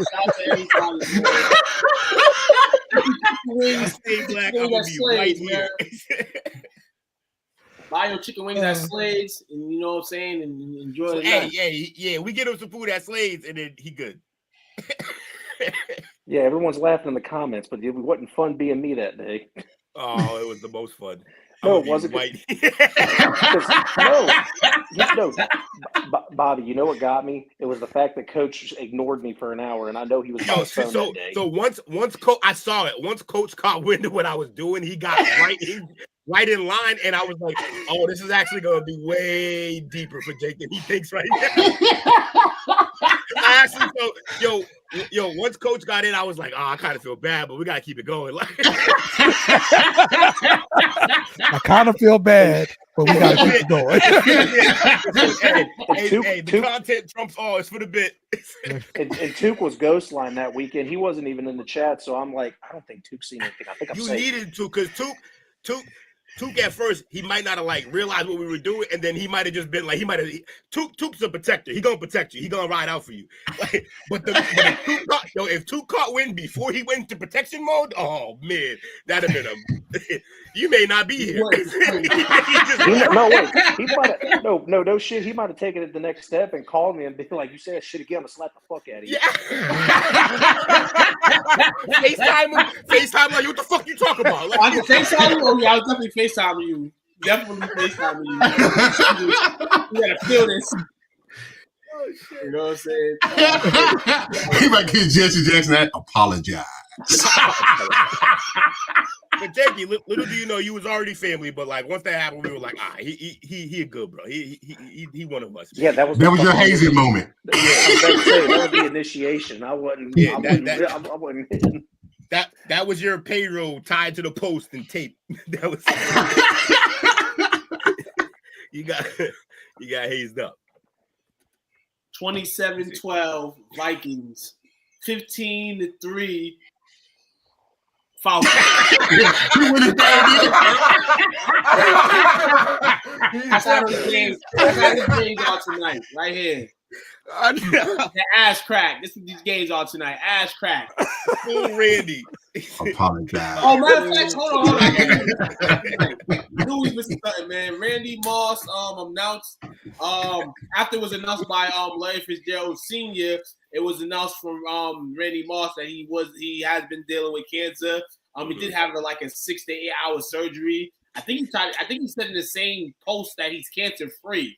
So y'all flat praise with Randy Moss. I see a lot of Vikings fans, Viking faithfuls tonight, throwing prayers up for him and all that. We as a team here at STWF, we throw prayers not only to the best in the game, but everybody in the football game. And rather it's Randy or somebody else that we ain't know, we always gonna send the prayers out and hope that we expect Randy to outrun that coverage. Can't no corner cover him, so Cantor ain't gonna cover him either. Yep, that's right. Can't cover Moss, baby. Right, too fast. He outrunning that shit. That's right. That's right. Running the go route, man. Like Brian Thomas. That's good. That's good. You know what I'm saying? Let stuff go because we gonna wrap this show up. Hey, I'm gonna be funny before we leave it tonight. They say the Saints still got a chance, but it's slim. They say the Cowboys got a chance. It's slim, but we ain't going nowhere. So let's see what happens on next week. It was like, I'm not dealing with your shit. I got places to be. Right. That's right. Shout out to everybody who commented, joined us. We had a lot of fun tonight. Bobby, the roll call, Bobby, this guy that got banned because like he put some stuff on the chat that he shouldn't have, so I banned him. Sexy Scottish, Anthony in the house. That was everybody who talked. That's all we had. Yeah, I think that's all we had. We had and anybody else I may have forgotten. Hey, so sorry. We forgot you, but we'll be back next week and maybe we'll remember then. So yes, absolutely. In the good words of Coach, peace, love, and hair grease. Yes, absolutely. Route tree on 3. 1, 2, 3. Route tree. Route tree. Thanks for watching our show. Remember to subscribe for more shows on the network. Smash the like button, share, and comment.